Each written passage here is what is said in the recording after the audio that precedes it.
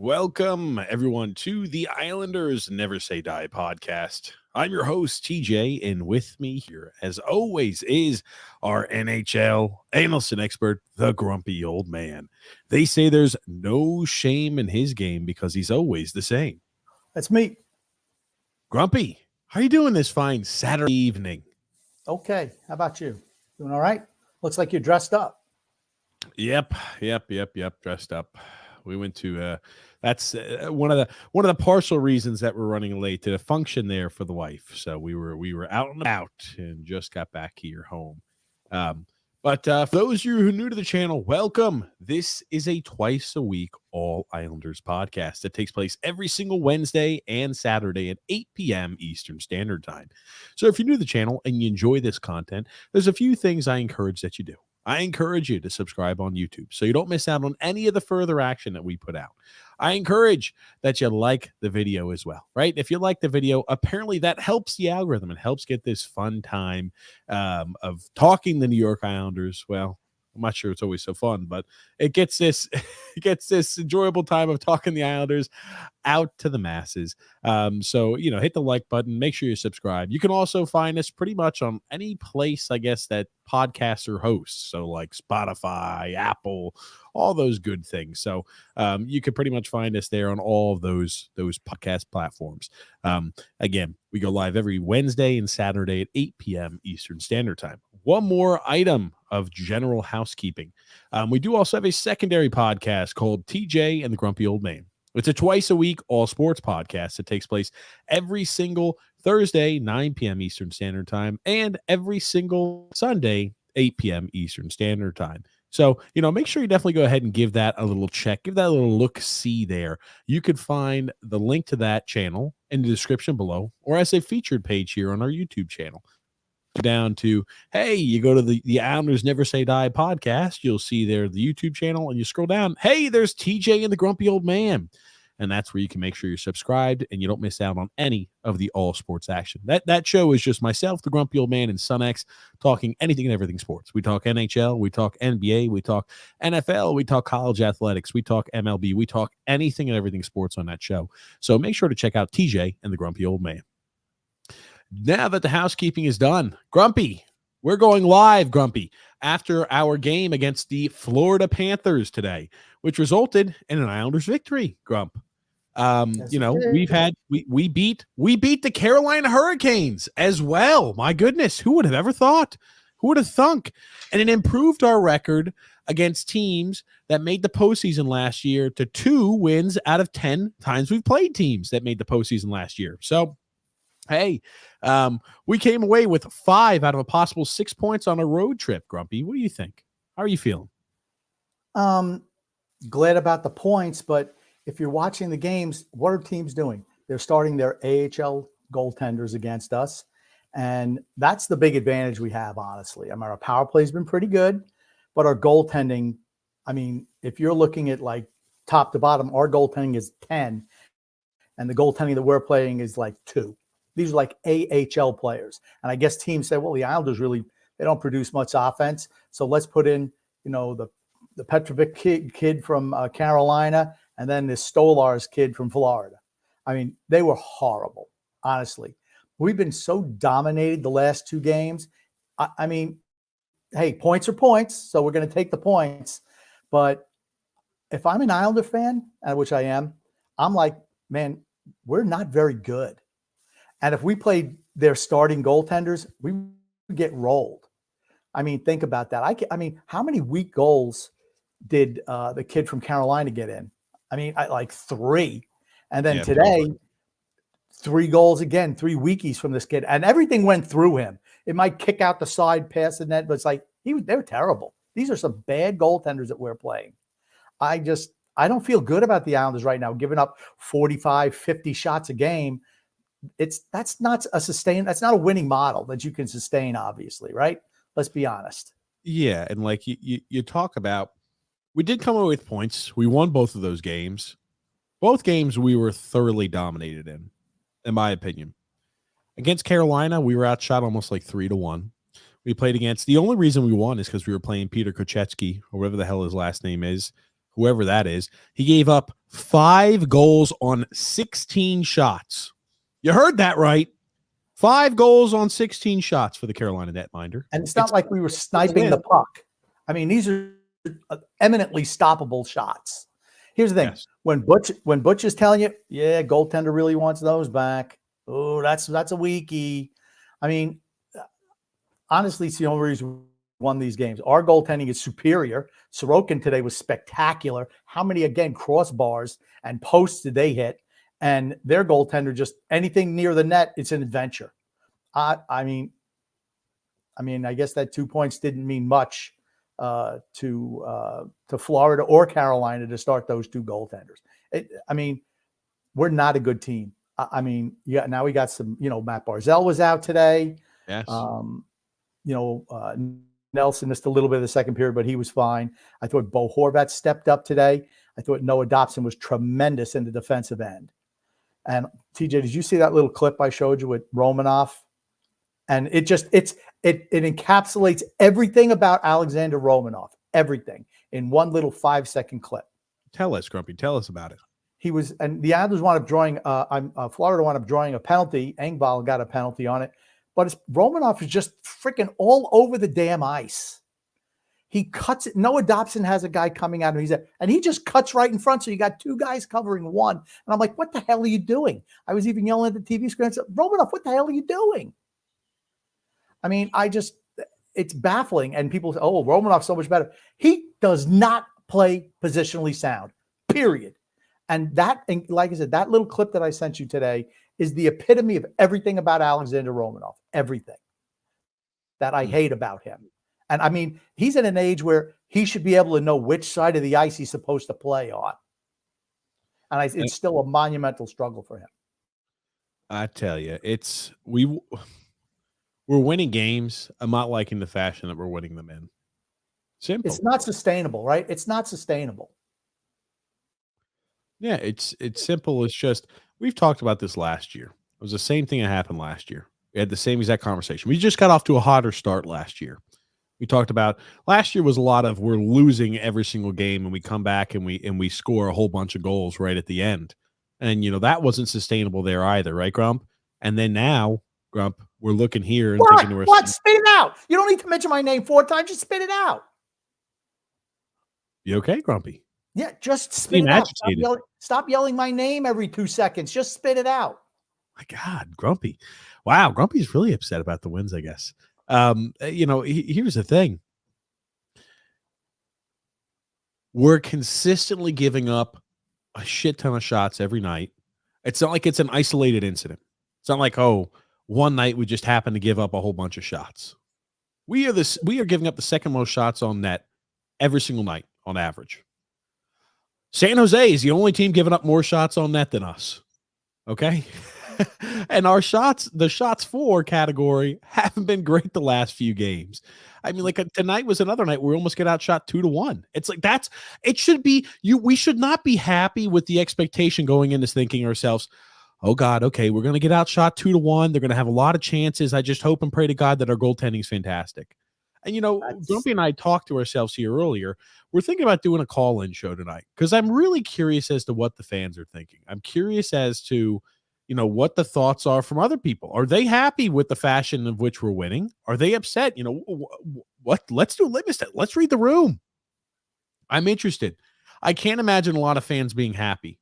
But maybe they are. Maybe fans are happy just because we're getting wins, right? Hey, look at our point streak. We've gotten points out of so many games in our last few. Even though we're getting overtime losses and we're losing games left and right, we're still got a good point streak going on. And maybe that's exciting.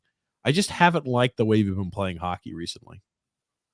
Yeah, I mean, we're getting dominated. We're playing good teams, and they're absolutely dominating us. We're having luck. We're having some puck luck, right? How many posts, crossbars? We have tremendous goaltending. Great goaltending. And that's that. I want to say I loved how the Islanders played like the last 6 or 7 minutes of today's game. Really shut down Florida. I thought they did. So, I thought that was solid. But the rest of the game, it's like a shooting gallery. The opposition is in our end all the time. It's not sustainable to get, a shorthanded goal every once in a while, or, eventually you're not going to be playing AHL caliber goaltenders. You're going to be playing NHL guys, and then you're going to get beat easily by other teams. I mean, we saw, like I said, Carolina and Florida played their AHL affiliate goaltender today in both games. They did. Florida, maybe it's their backup.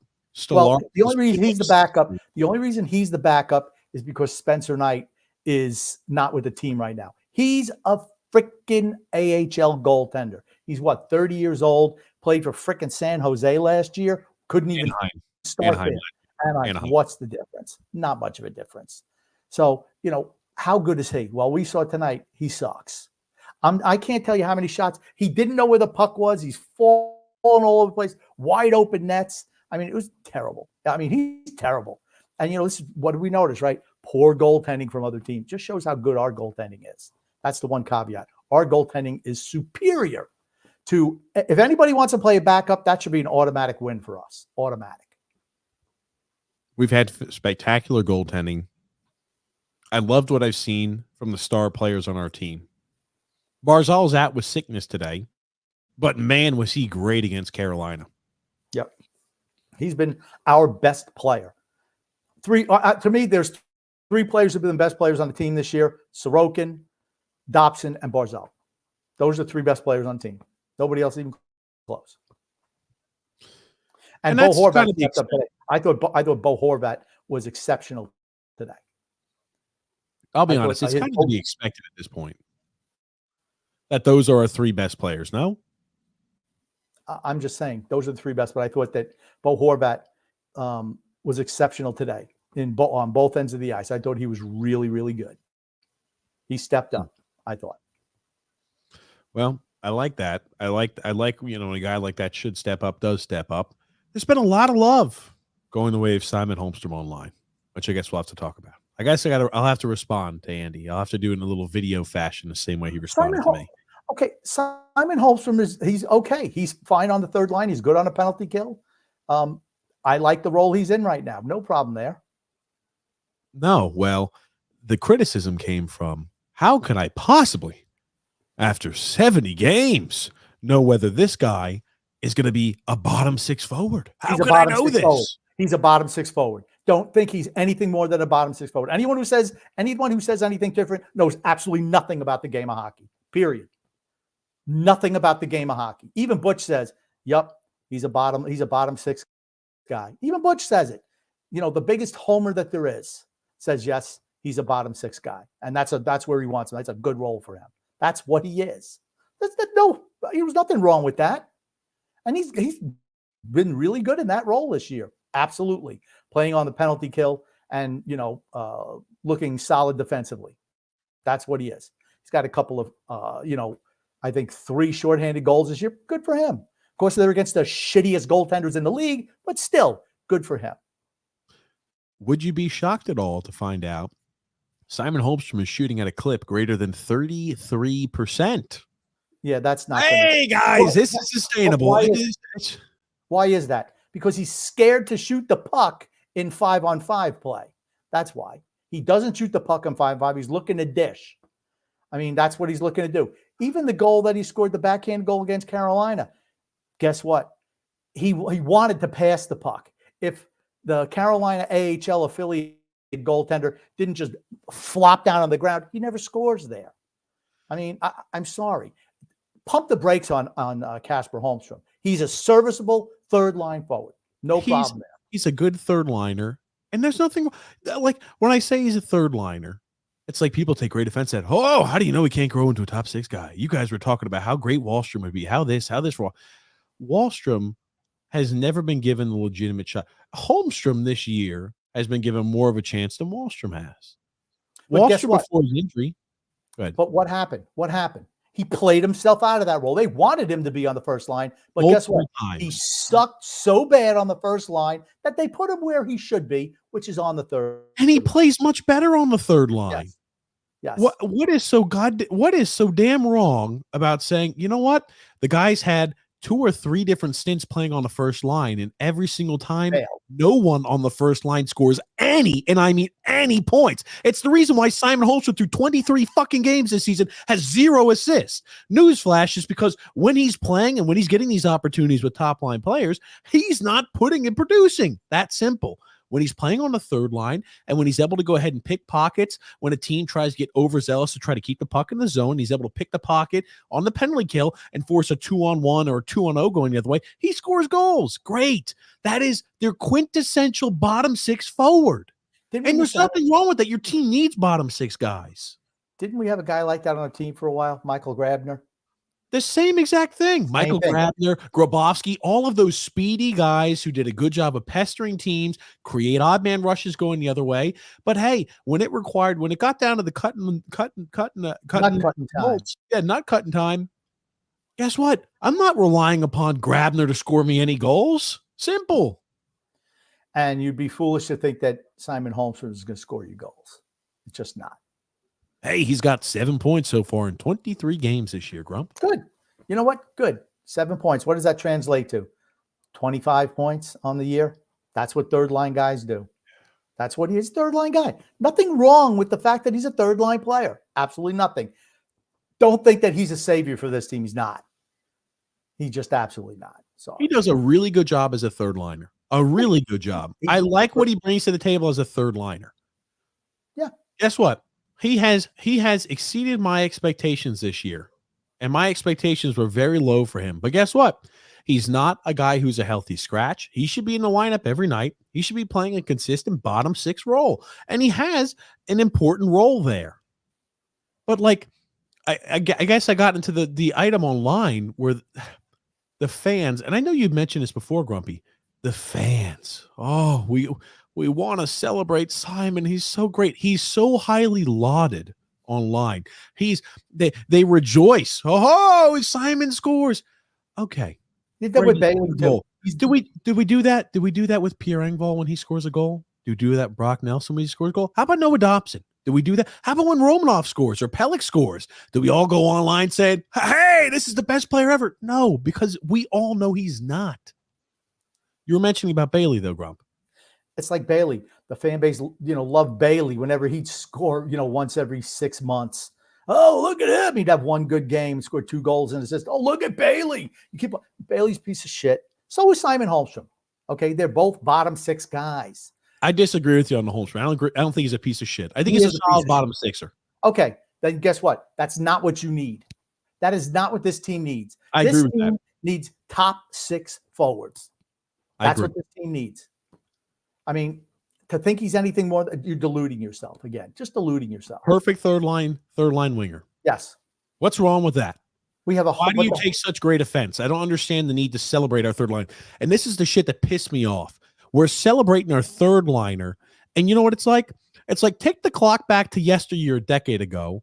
And hey, we've been doing it every year since. We've got the best fourth line in hockey. Are you shitting me? I'm sick and tired of celebrating stories on the back section of the newspaper, on the back section of the sports section. I want to celebrate things like, man, our team is scoring at a crazy pace. We're keeping pucks out of that. We're one of the best teams in the NHL. We're winning games left and right. We're up there. We're up there maybe to win a President's Trophy this season. That's how good we're playing. We're over here competing for cups. That's what I want to celebrate. I don't want to start celebrating production from bottom 6 guys. I'm sick and tired of that bullshit. It's what the Islanders are, a team of bottom 6 players. That's why you don't win anything. Eventually, you need guys who perform at a high level on your top 6 line, on your top 2 lines. That's what you need. I like to celebrate Matt Barzal. I cannot tell you how many of these loser fans shit on Matt Barzal all the time. Oh, he's given the puck away the most in the NHL. He's also leading our team in points and leads the NHL in takeaways. But we're just going to completely ignore that from the portion. We're going to shit on Sorokin because, he has a bad game every once in a while. He's the best damn goalie that's ever wore the blue and orange, ever. In the history of the franchise, Sorokin's the best goalie, and ungrateful fans are shitting on his day. It's the same thing with all these loser fans who are shitting on Dobson for years and years and years. Now all of a sudden starting to finally see a little bit what he can do. I'm just like, I will celebrate the guys who have undeniable talent. I will. I'm like, it's just a mindset of like, now we're going back to celebrating the bottom 6 again. I'm like, am I going to see another lost decade on the horizon? I'm worried about it. I'm worried about having another lost decade on the horizon. Well, it is what it is at this point in time, I guess. Yeah. It's I mean, you got who are your leading scorers? Who are your leading scorers to this team? Do you know, TJ? I'll tell you. Matt Barzal and Noah Dobson. Matt That's right. Barzal and Noah Dobson, your two leading scorers on this team. It's not Bo Horvath. It's not Brock Nelson.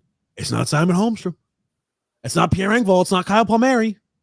It's Matt Barzal and your defenseman, who the first game of the season, they were met with a whole shit ton of criticism to where Noah Dobson deleted his Twitter because that's how much the Islander, the loser Twitter fans were shitting on his day so hard where he deleted his Twitter. Think about that. Think about that.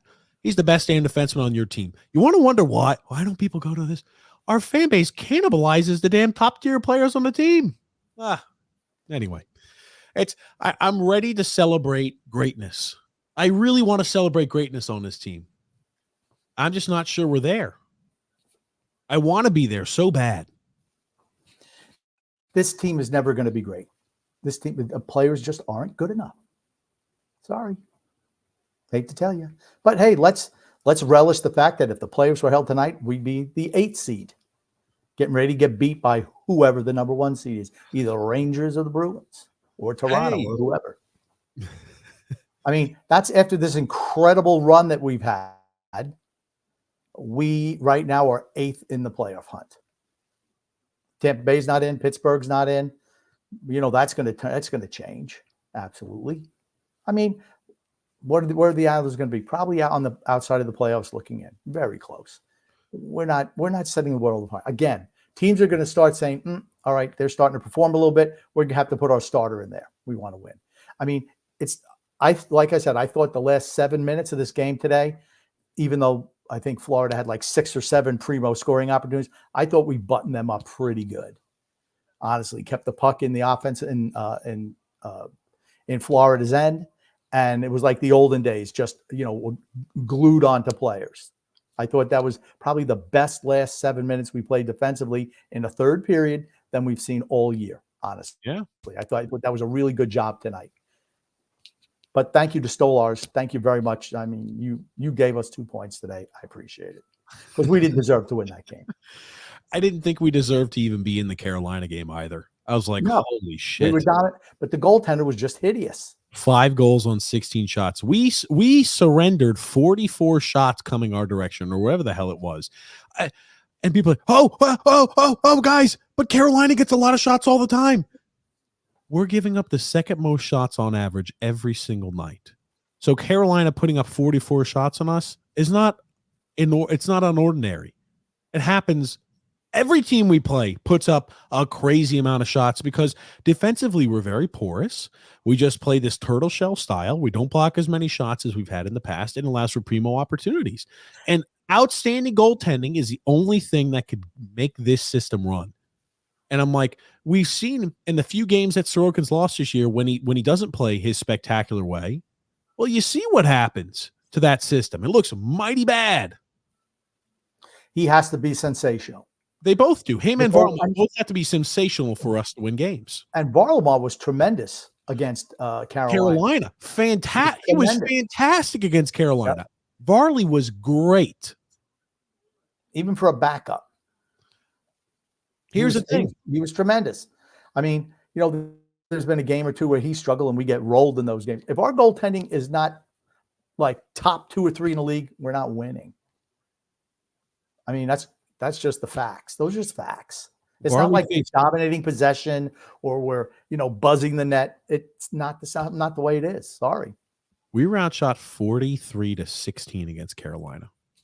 And today was 46, I think, to 26 or 46-24, something like that. Yikes. We're going to open up the phone lines here in a second, but I'm like, are you like when you watch the game, right? I feel like you got to break it down to the minutia, right? Why do we watch sports? To be entertained. To be entertained. That's why we watch sports. What entertains us? Well, when the team we root for wins, sure, that entertains us. But also when we see beautiful plays and beauty in the sport we love, that entertains us.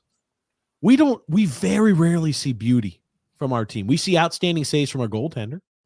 How often do you see moments of beauty from the Islanders Or do you see dominating play where it's like, oh my gosh, every pass we have, it looks like everything is humming. We're controlling all the offensive zone time. We are just dominating out there. How often do we see that from the Islanders? Never. That would be entertaining. I, as a fan, would like to see some of that. I would. And that's what I want. From the guys wearing the blue and orange, I want to be able to see some of that. I love when they win. I do. That's half the equation. But I also want to be entertained. That's why I root for the team. That's why I watch sports. It's entertainment. I like to be entertained. And it's really not entertaining when you're getting outshot 3-1 every night or 2-1 every night and you're hemmed in your own zone. And it's like, oh, we're holding on. Let's see if we can skate through to a win here. It was okay for one season. The first season of the Trots, I was fine with it. The second season, I was okay with it. The third season. Now we're on year 6 of this shit where it's like, oh, hopefully we can hold on to the game. That's what it is. It's almost like, okay, we are just going to just chip the puck out of the zone. Just chip the puck out of the zone. Just chip it out of the zone. That's it. I mean, they get a goal and just hope they can hold on. That's what it is. Is that sustainable against good teams? I don't think so. I don't either. It's not. But hey, but now, the Islanders are 5-17 in their last 22 games against Carolina. Hey, there it is. I thought there was no way we're beating Carolina until I saw that sieve in net.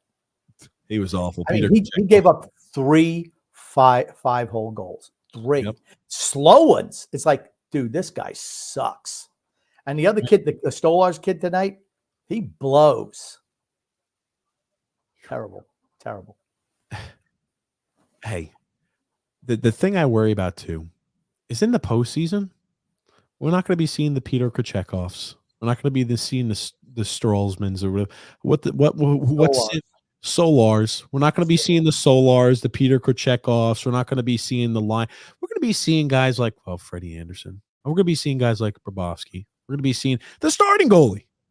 So if we make playoffs, I don't think we are. I think we can make play. I really do. I still we can make playoffs. I just don't think we are. I think we're right around. It's like a coin toss at this point. I like, when you asked me last week as we were losing games and we had these 2 games upcoming, I said maybe 55% chance we don't, 45% chance we do. I'm back to 50-50 again. I'm sitting on the fence. I think it's about it's like a coin toss whether we make the postseason or not at this point. Let's say even if you do, and you get rolled in the first round, just like last year against Carolina, you get rolled by somebody.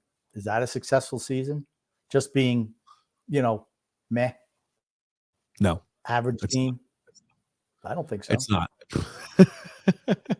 It's not successful season because at some point in time, we got to turn the page on this particular group. And the longer the mediocrity is where you're kicking around the playoffs, the old man's not going to do anything. He needs to go.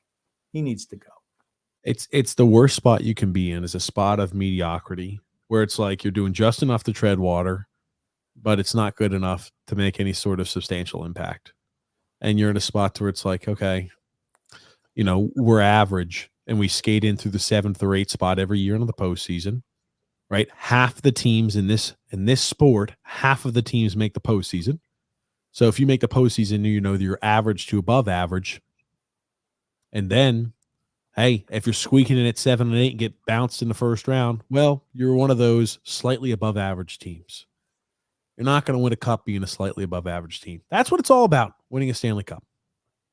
So anyway, it's just how long can we continue to give up 45 plus shots a night? I'm getting sick and tired of watching it. It's hard to watch. It's like, God, you know what? You would see us on here if the next game we play, we held our opponent to 15 shots and they weren't playing the second half of a back-to-back game like Arizona did earlier this season. We held them to 15 shots. We outshot, we dominated and beat them 5-0. You would see us out here. I don't give a shit what opponent we were playing. You'd see us out here celebrating, but it doesn't happen. Well, we're playing San Jose on Tuesday. So you might maybe this will happen against San Jose, the worst team in the NHL. Well, hey, there's hope, Grump. There is hope. Yep. Oh, man. Let's do this here. I want to go ahead and jump into our ad read. Well, Grump, let me ask you this. Because we're going to do our ad read, then we're going to open up the phone lines. We want to hear the thoughts of the people. And I'll preface this by saying there will be a lot of people calling in, I'm sure. We've done this in the past. The question is, are you happy with the performance of the team right now? That's the question. Do you think we're making the plays based on the performance of the team?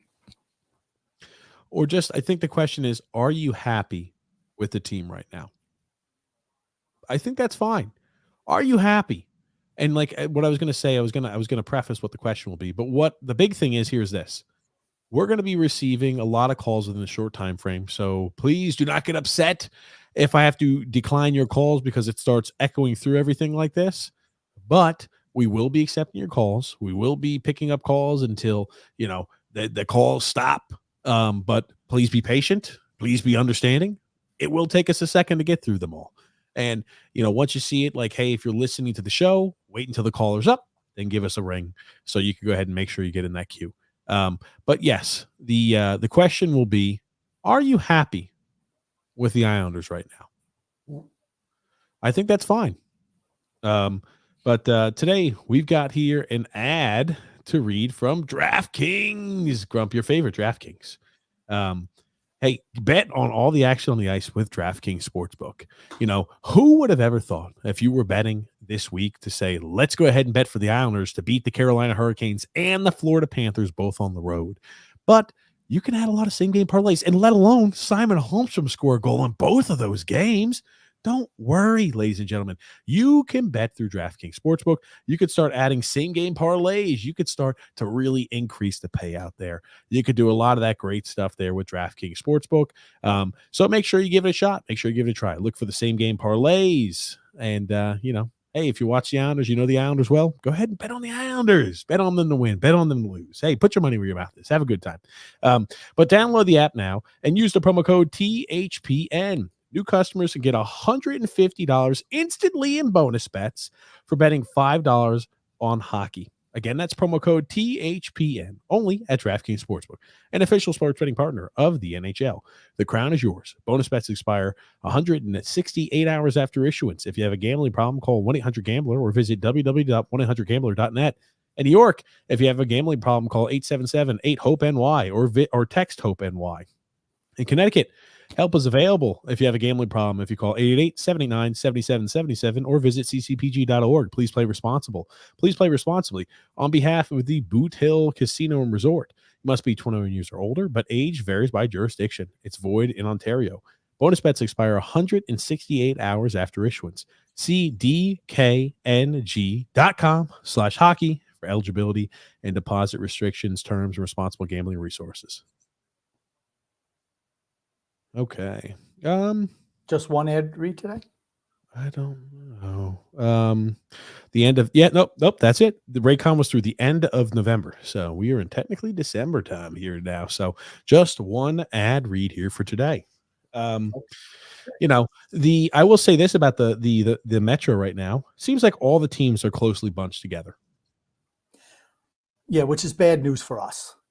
Because if you look at the standings, you got Pittsburgh has 24 points in 23 games. The Devils, 23 points in 22 games. I mean, those teams, they just have too much talent not to right the ship, right? Which I think is bad news for the Islanders. Just because we're up 1 point or 2 points on these teams and they have games in hand, it's not like we're 10 points up, right? Let's be honest. We go through a time period. I think it's before Christmas, you're going to know what the team really is. You go through a time period when you look at our schedule, we play a lot of Metro teams in that short time frame. You're winning games, you'll be okay. Because you look at it, we play starting December 20th, we play the Capitals, the Hurricanes, the Penguins, the Capitals, the Penguins. Right? Those are going to be 5 very important games. All against, right? Capitals are a team that's fighting for the postseason. Same thing with the Penguins. Same thing with the Hurricanes. Was that? I don't think Capitals are that good. They're a team that's not scoring enough goals. Right. Simple. They're not. I mean, like I know they have more of the same amount of points with us, and they've got 3 games in hand on us, but they're simply not scoring enough goals. Yes. 100%. Same problems, similar problems what the Islanders have. Just simply don't score enough goals. That's it. And think about it. We had how many games where we've scored 3 or 4 goals in a row? We're still bottom 5 in the NHL in goals scored a game. Think about that. Bottom 5. We don't score goals. It's been a problem for years. It still is a problem. Always has been a problem. But again, I'll preface this. The question for every single person, and I'll remind you when we get you on the phone, is, are you happy with the Islanders? That's our question today. We want to know from you. And again, we'll get a lot of calls in a short time frame. So it's our first time doing a call-in show in a while. So the likelihood of me screwing something up is definitely there. So please be patient, is all I'll say. But we will open up the lines here. Gotcha. Lines are opened. The telephone number you call is going to be in the top left-hand portion of the screen, that call-in number. It's 318-608-2245. 318-608-2245. Just because maybe everyone is not watching, maybe they're listening. Well, all of the items that go live, Grumpy, have a visual component. So they're going to see it on either YouTube, Facebook, or Twitter, and you have to watch those. So they're going to be able to see that. But no worries. You can give it for the auditory only individuals too, so they'll know that that's coming. 318-608-2245. Please don't repeat it again. Thank God. But I'm not. I don't know. It's kind of in an odd spot right now. The team won their last 2 games, but in my God, how bad did we look while doing it? That matters. It does. Let's just tap into a couple of comments until we get our first. Oh, did you start comments, Grumpy? Do you know what comments we're tapping into? I don't know how to start comments. Okay, so you didn't. You don't give me that access. You don't trust me to start the comments, as everyone knows. The show would run too smooth if I had that ability. The technology, it would there you go. Tech-wise. Why did you say, have you started comments? You're telling me what we're going to do, but you know what it means. I can just read the comments. How about that? So easy. Okay, you go. Drew L. Grump. Drew says, I'm just so done with this team. I've never felt true depression being a fan of a sports team until now. F this team. All they do is win unnecessary games against backup goaltenders. True. Drew also adds, because Drew went a little roll here, so we're going to hit these next 2 comments for certain. For a GD participation trophy, lose trading away another first round pick, and he'll be back next year thanks to finding Julien Gauthier and sweet talking ownership. Who seems unhappy? And let's say he's going to double down here, I feel. Okay, you just read the comments. Just to extend the eventual rebuild despite every other team's fan base seeing us as a complete joke. I'm so done with this garbage organization, garbage owners, and this garbage hockey team. Drew is unhappy. I feel. How are you, Matthew? Hopefully you're doing well, buddy. Anthony Rizzi says here, I hate to admit it, but I think Holmstrom may be a good, solid third liner for us. A penalty killer in somebody that, will net around 10 to 15 goals for us. I've already come to that. I think he absolutely is. He's already a solid third liner. I think he will be a solid third liner. And I've got no problem with that. None at all. No, he's a third liner. You just don't want to get third liners with your first overall draft, with your first draft pick. The only draft pick the old man's made. The only first round draft pick the old man's ever made, and he picks up a third liner. That's not good enough. Joseph C says, sucks too, because the Islanders might be convinced into being buyers because they could very well be bunched up with all those teams competing for the last 2 wild card spots. True. That's the biggest worry. And I think that's probably going to be the likely scenario of where we're going to be. We're going to be a team that's right on the outside looking in, or we're going to be a team that just squeaks into the postseason, or maybe we'll just be in on the outside looking in, or we'll be in one of those last spots. We're going to trade away our first round pick. Oliver Wahlstrom will be traded as well. You can mark that down. Oliver Wahlstrom was benched in the game against Carolina. He's not the reason we were giving up 45 shots a game. But he was benched in a game against Carolina in which we gave up a goal in the last 30 seconds of the game. And, it wasn't Wahlstrom's fault. Okay, let's just do process by elimination. Who should be the one in the little timeout box? He was benched there, and he's benched again tonight.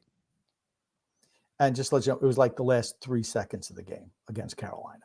Oh, is it last? We've blown so many late leads. It's tough for me to remember which one exactly it is. Oliver Wahlstrom will have a new home come the tail end of this year or come the trade deadline. Our first round draft pick will be gone, and Oliver Wahlstrom will be as well, I would assume. He played 8 minutes against the Carolina Hurricanes.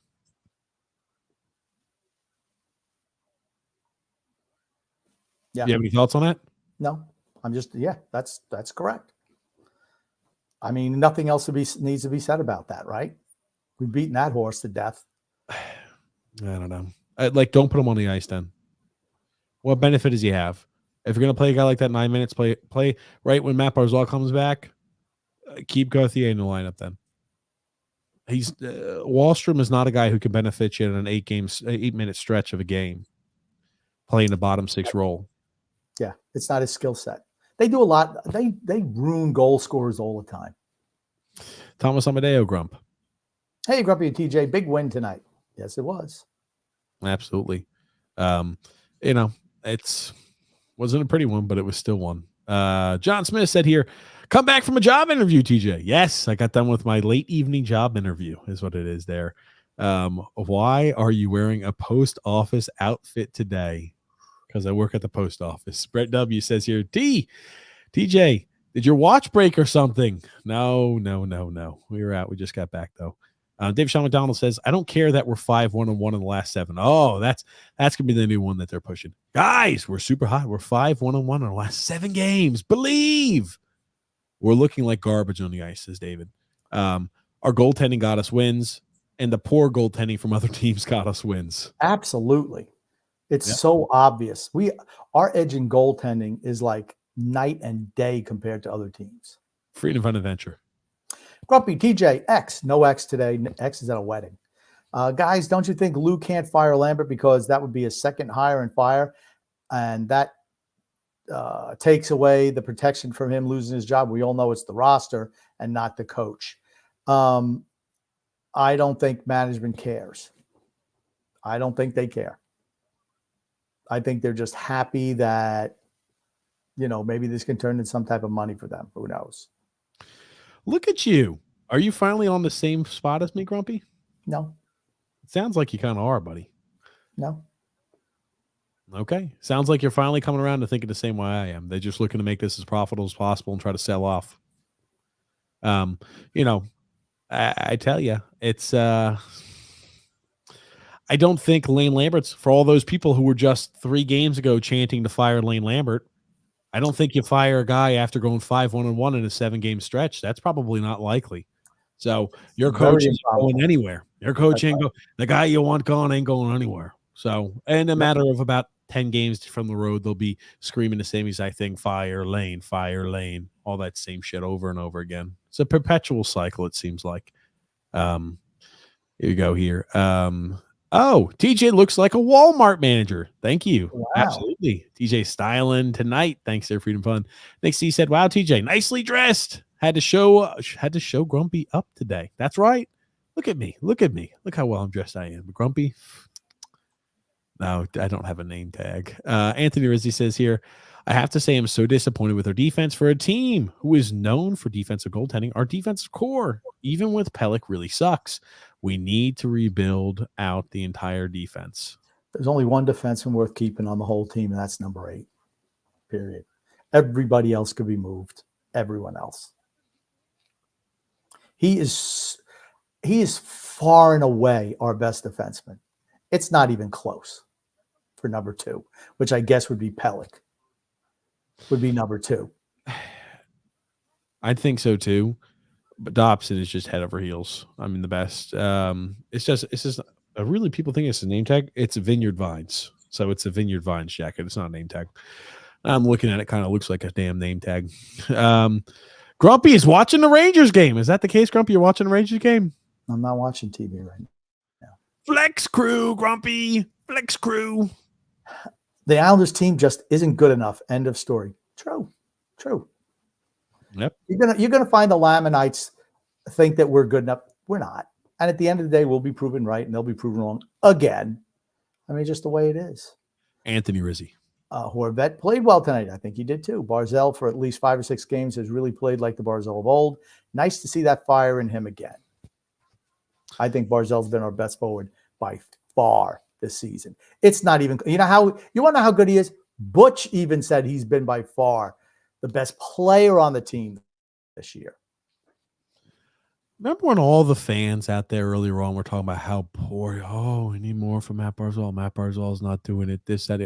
Matt Barzal has looked the same way at the beginning of the season as he's looked now. He's been spectacular. Best forward on our team, not even close for second. Not Still even remains close. the same. Nick C. I It's said, I so know. obvious. It's so obvious when Matt Barzal is skating around just how little talent we have on this team. It's true. Nick C. Grumpy. I know people are going to say we're on a point streak, just won 2 straight, but I'm still not happy with the way the team is playing. I still believe Lane has to go. Oh shit! Just now looking, I think the call, man. I hope the call line. Apparently, people can't get into the calls. Shit. I'm gonna try to go ahead and get this worked out here for a second. Give me a sec. But I'll keep popping up comments. I may have screwed the pooch on this one, guys. There's a shocker. Yeah. What can I say? What can I say? But Joseph C. Grumpy. I want to make friend of the Devils so bad for losing to the Sharks last night, but we play them on Tuesday. That said, haha, New Jersey. Devils don't have a goaltender, right? What did we say would be the thing that could derail the Devils? It's the fact that they don't have a goaltender. Schmid and Vanacek both suck. They should have realized how bad they sucked in the playoffs last year. They could have made a move to try to get Hellebuck. They determined it was good having shitty goaltenders, and we're still going to be able to outscore teams. And the Devils are a good team. But guess what? Their goaltending absolutely sucks. I think Doug Hamilton is also going to be out for a while too. So that hurts them on the back end as well. But the fact is their goaltending is abysmal, just abysmal. Pony Boy Curtis says, boys, what a freaking crazy stretch we're in for. Yep. It's crazy. We don't look good, but we're playing well. Nick C says, Horvat really stepped up today with the absence of Barzy. I thought he did too. I thought he was really, really good today. He should play like that every day. Anthony Rizzi says it's a shooting gallery every game. I can't believe we are just this bad on defense. We are, because we're an older team, slow in the back end. I mean, Scott Mayfield's holding guys all the time. Yep. I'm like, man, he's not getting called. You'll see the little ticky-tack penalties that the Islanders draw, but it's like, man, our guys are clutching and grabbing all the time. We're lucky that the officials just look the other way on that. Really lucky. Nice game against the Shark. Feels like a trap game, says David Sean McDonald. I think we beat the Sharks. I think we beat the lesser teams. I do. Matthew S. Grump. He says Anderson is a blood clot, so he's out for a while, and Ranta sucks. Yeah, but Ranta's better than the other kid. Ranta does suck. He's a backup. The other kid's an AHL goalie. He blows. Peter Krachekov absolutely is. Yeah. Ponyboy Curtis, TJ, can you pull up Bo effing whiffing on that shot in the slot, passing to Pellick at the most obtuse angle? Probably not. I'm trying to get all this. Let's just say no. Goon says the latest start time ever. As a goof, would you ever consider a random start like 2:30 in the morning? No. Grumpy usually is up by then anyway. And here's the thing: this podcast will be shorter than the other ones. I can guarantee you that. David Sean McDonald says, exactly, grumpy old man. Giving up 45 to 50 shots while blocking another 20, 30 is not a recipe for success. It's not. And it's not even like you're generating any chances. I don't know how much offensive zone time we had in tonight's game, but it couldn't have been much. Like in the first period, I think we didn't even get in their zone until it was like 10 minutes to go in the period. It was bad. We didn't register our first shot until 10 minutes of the period. Think about that. That's like, come on. That's the best you can do. Okay, we won a couple of games. Are you happy with the way the team's playing? To me, the answer is no. Wouldn't you feel better if you're going to lose a game? Would it be better? Yeah, you really dominated the other team. A couple of breaks went their way. That's why you lost the game, as opposed to this. Well, yeah, we were throttled out there, but they were playing their AHL or their ECHL affiliate goaltender, and thank goodness he let 6 goals go through the 5-hole. I know he only had 8 shots, but he did put 6 in. It's not like we're that great. Nick C says Holmstrom has been a pleasant surprise so far. He will be a very good third liner for us and a good PK guy. Just can't get any helpers out of him. Yeah, because he's a goal hanger too. If you ever look where he is, he's up by the blue line. Here's the thing. He's fine on the third line. That's all I'm saying. He's a fine third line player. You can put him there. Don't expect anything more out of him. That's the issue. Absolutely. Okay, we're going to get the phone lines up. They're almost up. We've been busting away. They're almost up. Hold on. Anthony Rizzi says the road trip is a false sense of how this team is really. We are not good. Defense is clueless. The sad part, this is a veteran team. We should not be rattled in the third period every time. I mean, that's 100. He's 100% correct. 100% correct. All righty. Freedom, Fun, Adventure. Anyone else surprised Holmstrom has more goals than Kachuk? Yeah, I'm surprised. The phone line should now officially be opened. I had to reclaim the phone number because I have apparently waited. Here they're coming. They're coming, Grump. I was like, damn. I was like, maybe. I'm like, Grumpy, nobody's picking up here. So we're glad that. Yes, I think now, oh shit, man. You know, I haven't done this in a while, but Grump, read our next comment, please, from Goon Goon. As I'm getting says, why couldn't our beloved Islanders score an empty net for 3 minutes? Were we on the receiving end of a vicious prank? Nope, not at all. What was actually happening was the fact that we couldn't get the puck out of our zone. I mean, hey, you're live here with TJ and the Grumpy Old Man. Can you hear us? I can hear you, TJ. Oh, great! It's Mark, Grumpy. How are you, Mark? What's up, guys? Yeah, I'm great. Love the show. You usually agree with you guys. The first question was, are you happy with how the team has played? I'm not happy necessarily how the team has played. I'm surprised how well we've done in terms of our record. And I know a lot of it has to do with OT points, but OT loss points. But 2 points. First of all, the NHL is very average league. After you get by the first 4 or 5 pretty damn good teams, it's a very average to below average type league. Number 2, you guys are always talking about goalies. NHL goalies aren't that great anymore. Yeah. You know, whether you have the first string guy in on most teams or the second string guys, none of these goalies are that good except for Shesterkin. You know, I don't even think Sorokin's had a great year. I think he's been okay. I don't think his stats are great. You know, but I mean, most of these goalies aren't that great anymore. And this used to be a really like goalie type league. And I don't feel sorry for the Buffaloes or the Edmontons or the Jerseys. Go make a trade for a good goalie. The Islanders have 2 goalies. Go offer us the house for Sorokin. Go offer us a number 1 pick and a player for Varlamov. We were not even listening last year for potential offers for Varlamov. I don't think we would listen. Yeah, now. I understand, but like seriously, I don't feel bad for Buffalo. Go miss the playoffs again, and then we can hear how good their prospects or their young players are. The Devils, they're gonna blow their season up this year. You got Hamilton out. They can't get a goalie. And then like teams like Edmonton, you know, guys like you would be like, oh, they got McDavid. They got all these like good, named offensive guys. Hey man, go trade somebody for a real goalie and go make real offers. Because seriously, if you don't have a goaltender, and this scares me because I think the Rangers could really win the cup because they really have a goalie. Hey man, go trade for a goalie and go offer like a really good scorer for a goalie for one of these teams, including us. You know, Grumpy always talks about how the direction of this team or this franchise isn't great, and I agree with him in a lot of respects. Even though I think Lou has made some good minor moves. You know, I like the Horvat trade, believe it or not. I like getting guys like Gauthier and stuff like that. But this is the deal. You want to change the direction of, like, let's say our prospect list? Go get rid of Sorokin and get a ton back. All right. Thank you so much. And then you got your retool that everyone seems to be begging for. But you've got a good 4 or 5 teams, including even Toronto. Hey, man, you better get a goalie. Else you're going to be getting knocked out in the first and second round, and you guys are no better off than a team like the Islanders that comes in 7th and 8th place every year. Yeah. And I disagree with you guys.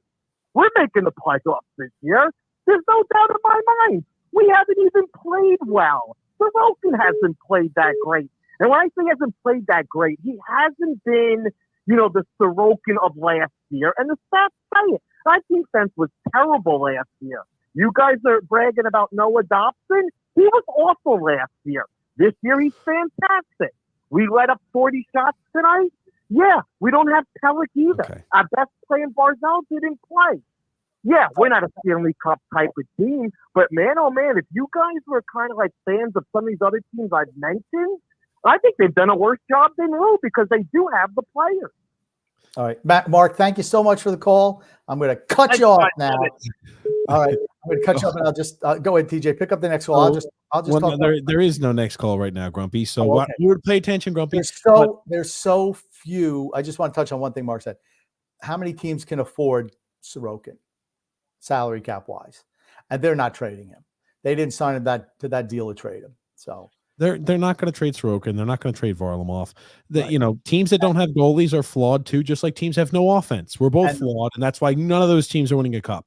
I will say this regarding Dobson, Grump, because regarding Dobson, he was paired up with Sebastian Aho last year. And that's why he Romanov. struggled so much. And Romanov. The worst defenseman on this team. And years prior, he was paired up with Johnny Boychuk in the last year of his career. He was paired up with Andy Green in the last 2 years of his career. He was paired up with Zdeno Chara in the last year of his career. We brought this up multiple times on the show. That's why he struggled. It was not him. He had a miserable defensive partner. You put him with Pellick, all of a sudden he looks really good. And he's so solid and smart out there. Again, he's 23 years old. Yeah. Hey, it's Grumpy. Do you know who this is calling in, Grumpy? Who would you guess? Who could you guess is calling in right now, Grumpy? D-Cut. What's up, D-Cut? How are you? The boys. What's cooking, guys? How you been? Let me ask you a question. D-Cut, I got a question for you. I know you're the leader of the Matt Barzell fan club, and you must be really happy with how he's performed this year. Well, if you went on Isles Misery tonight, Grump, you would see the Islanders are 15-7-2 in the last 24 games that he hasn't played. So that kind of fits my narrative. Are we playing? Yeah, but we're probably playing those backup goalies, right? And the San Jose's of the world. Well, hey, any way we could take them. But I hope you guys had a good Thanksgiving. I've been on the mend a little bit, some health issues, but I'll be around a little more, hopefully, going forward. A couple of things. There's no structure on this team, guys. I mean, look, I know I'm hard on Lambert, but this is Scott Gordon, Doug Weight territory. I mean, we're giving up 35, 45 shots a game. This isn't sustainable. I mean, look, Varlamov's been a terrific number one goalie. Sorokin's been a solid backup this season. But, seriously, what I would do is I would bring in Dean Everson. To me, he brings structure. He took a team with very little talent, with terrible cap situation. He turned them around. Yeah, he had one bad streak this year. This Guerin scapegoated him. He's a piece of garbage. I'd bring in Everson. His number one lieutenant is Bob Woods. He's a magician, coaching defense and the penalty kill. And this Doug Hooter is a disaster. Our penalty kill is embarrassing. And I'd relieve Hooter. I'd relieve Lane. Hopefully by mid-December, Pellick is back. And yeah, we're gonna at best sneak into the playoffs as an 8th seed and get bounced in the first round. We all know this. Yeah, I'm not breaking any news here, but I did tell you guys that Holmstrom would be playing in Europe by 2025, and that's looking pretty good. This is the second coach. Actually, it's about the 7th coach that soured on him in his career. He's a coach killer. But like I said, it is what it is. And you guys are overrating Pittsburgh to no end. I mean, how many they sucked last year, they stink this year, they haven't won a playoff round in 6 years. I mean, you guys are just overrating Pittsburgh. They are not a good hockey team. We're not a good hockey team, don't get me wrong. I'm not bragging about us.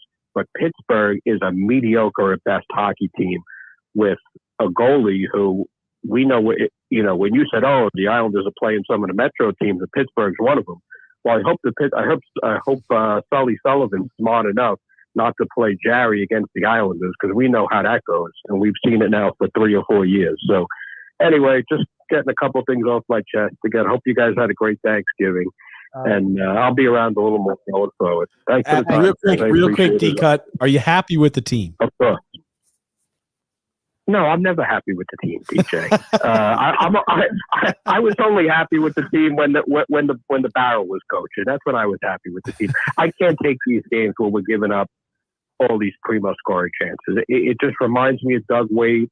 It reminds me of Scott Gordon. We're winning by smoke and mirrors these games, guys. I mean, let's be serious. How many posts have the other teams hit?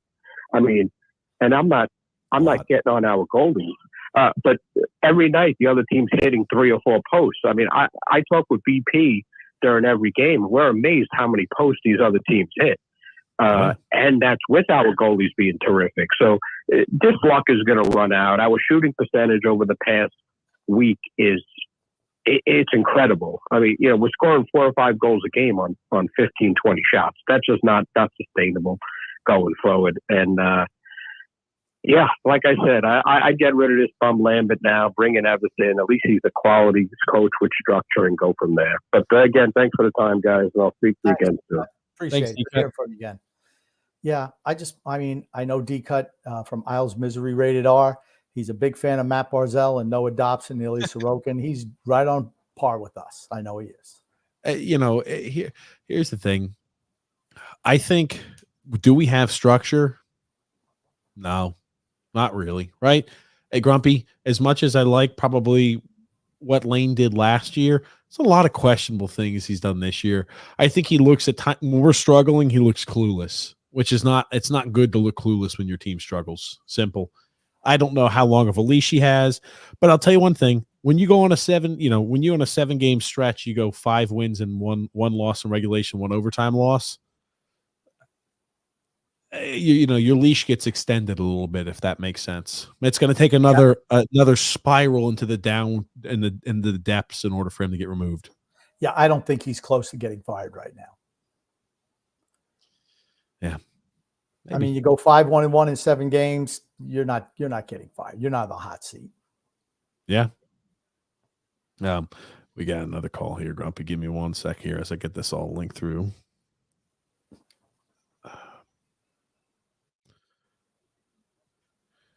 All righty. I think we've got here coming on. Is this Drew? Drew, can you hear us? Yes. Can you hear me? Yes. How are you, Drew? First question. How are you?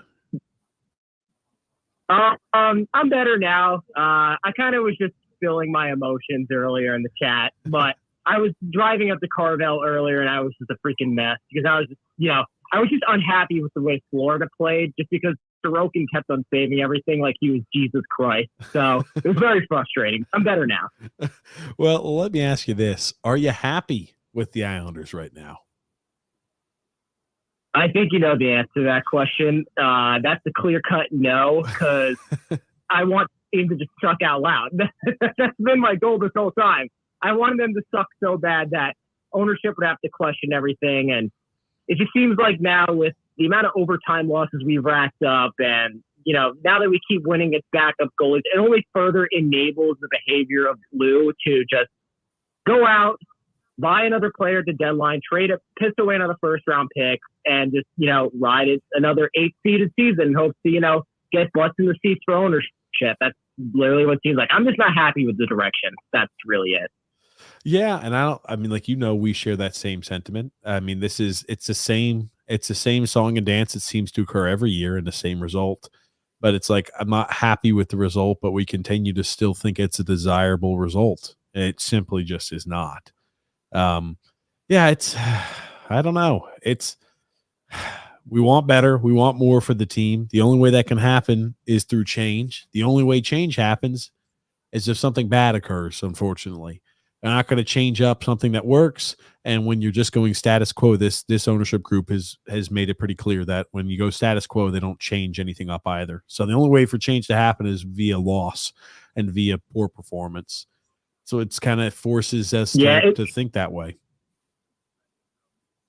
It's like the bane of the existence of this entire team is just the owners not knowing the sport of hockey or really how to build a team in general. That seems to be what our Achilles heel right now, because if you want to talk about like my narrative and stuff like that, I was making the tank thing as like a meme like all over Twitter because, you know, I want to piss off the Lamanites, and I got a bunch of plentiful reactions from those people. They were not happy with my constant bashing of the team and Lou and all this other stuff. But, you know, the problem now is with the amount of overtime losses we've racked up, we have enough points to where we're in that sweet spot where Lou could just say, you know what, goodbye first round pick, goodbye Holmstrom, goodbye other young prospect, probably Samuel Bolduc, for, let's say, another second line talent who's equivalent to that of a Bo Horvat. And it's just, you know, it's not enough talent to be good. It's not enough talent to win a Stanley Cup. And with our team just getting older and older and older every year, I mean, Lou's going to try and plug in as many holes as he can, but it's never going to work out. We're going to be another first round exit team this year and loss of like 4 to 5 games. That's how I see it. In order to be successful in the NHL, you need to have younger players who have cost certainty that are going to be under team control, either as an entry-level deal or as a restricted free agent, that are able to keep expenses down. And it gives you more cap space so you can have those higher end guys that you can keep on your team. But when you're consistently trading those picks away, it doesn't happen. Now, here's the thing. We're going to trade away our first round pick this year. Even though I'm saying it now, I'm still going to be having an apoplectic reaction when that happens, because I guess it's just like the realization that will be 6 years in a row trading away a first round pick. So that's the thing I'm not looking forward to. Terrible. That's going to be the thing that really sends me over the edge, because the production this year, we kind of are what we are. I could see us trading for another guy that's on an expiring deal, giving up a first, giving up Holmstrom, giving up other pieces. And, it's going to be unfortunate for us. It's not what any of us fans are looking forward to that are wanting the team to be a real contender. This team, I have not heard anybody come on this show say, yes, I believe our team's a Stanley Cup contender. Not one. Well, here's the thing about that, TJ. The thing that you got to realize is, like, people like Phil and all those people are doing it for narrative purposes only. They don't really care about the team's success, at least in my opinion. They don't. They care about, Simon Holmstrom developing into that top six just so they can say, I was right and you were wrong. And it's just, it's childish. It's like, at this point, it's like, dude, do you really care about the team, or do you care about your narrative more? Because it seems like nowadays you've gotten clouded in our judgment of narrative. For my narratives, I'm using as like jokes. I mean, I don't actually really 100% believe that we should unintentionally tank. I would like for that to happen, but I'm not. At the end of the day, I'm an Islander fan at heart. I want to see this team win. I just want to just make sure it's not, the winning isn't leading to a dark path. And the sad thing is, it is, and it's only going to continue that way unless we go on another major losing streak, and teams start playing their starting goaltenders against. That's the only way it's going to work. We're just treading water is the unfortunate portion. And it's not like we're out in the ocean and the tide's going to go ahead and recede at any point. We're just treading water, and we will be for a while. But Drew, thank you so much here for the call today. Thanks, Drew. Yeah. See you, Grumpy. Later. Grumpy. A man of many words, grumpy old man. What can I tell you? Well, we'll wait to see if we've got more calls and more calls coming in. The phone lines are open. Thank you for everybody who has called in already. Mark, D-Cut, Drew, anybody who wants to call in, always know phone lines are open. We want to know a few things for those who are just joining in. If you are you happy with the, oh shit, hold on a second. Damn. You know what I just noticed? I asked people to call into the phone line and I removed the call-in number. Shit. Yeah. Once again, the number is 318-608-2245. Would have been helpful if I kept that up, wouldn't it? So that's the number. Yeah. That's when we're running across, I guess, the tech issues. So give me 1 second. So there's back up the phone number for everybody patiently waiting. My apologies. Many apologies. Please forgive me. Who do we have live with us here on the phone? Hey, JP, what's up? What's up? Is JT or JP? JP. What's up? Yeah, JP. that's me. What's up, JP? Yeah. How are you? I'm doing well. How are you? Oh, not bad, not bad. Are you happy? Are you happy with the Islanders? I haven't been happy with the Islanders for a really long time. I do want to just make a quick comment.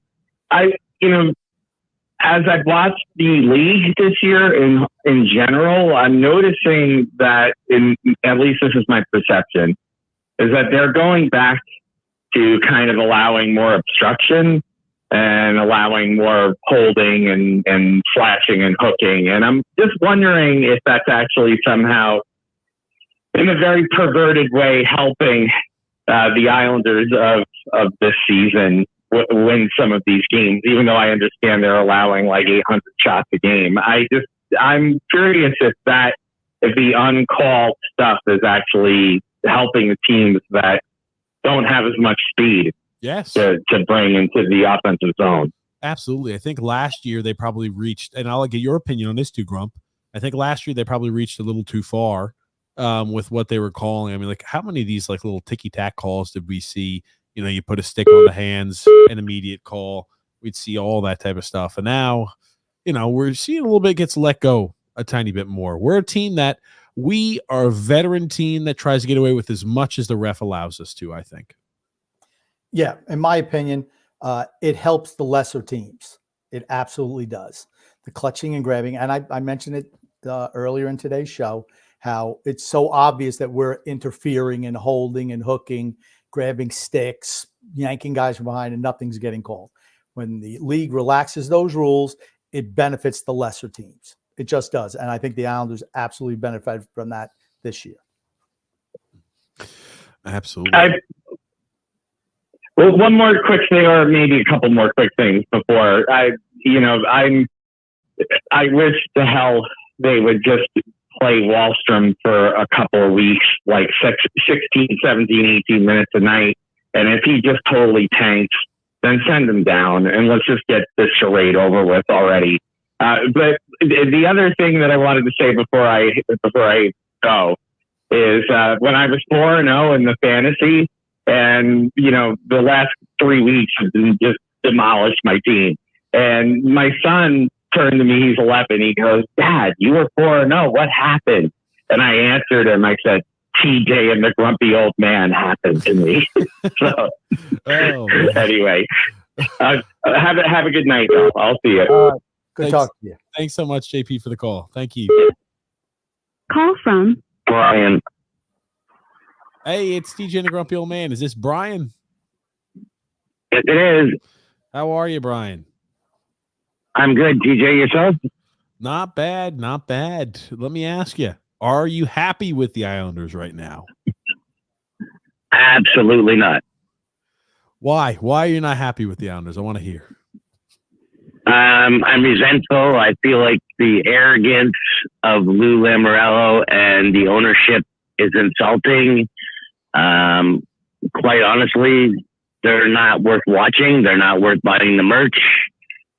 The on-ice product is horrible, and I just resent them. I don't think you're wrong. Here's the thing. I don't think I could say that you're wrong to have that feeling, because I feel that way too sometimes. Grump, go ahead. I think for me, the problem is there's no, I just don't feel like we're moving towards being a good team.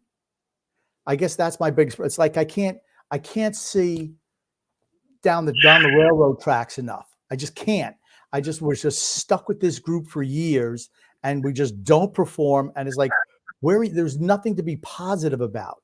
I mean, just treading water, being like the 16th or 17th team in the league or 18th, is just not good. I don't think it just, and the product, it's like Brian mentioned, just not fun to watch. It's just not fun to watch. And it's not like you can get excited and say, hey, at least we're exciting to watch him. We're young, and there's, the carrot at the end of this as a reward. If you've been a fan of this team for a long time, it's just more of the same.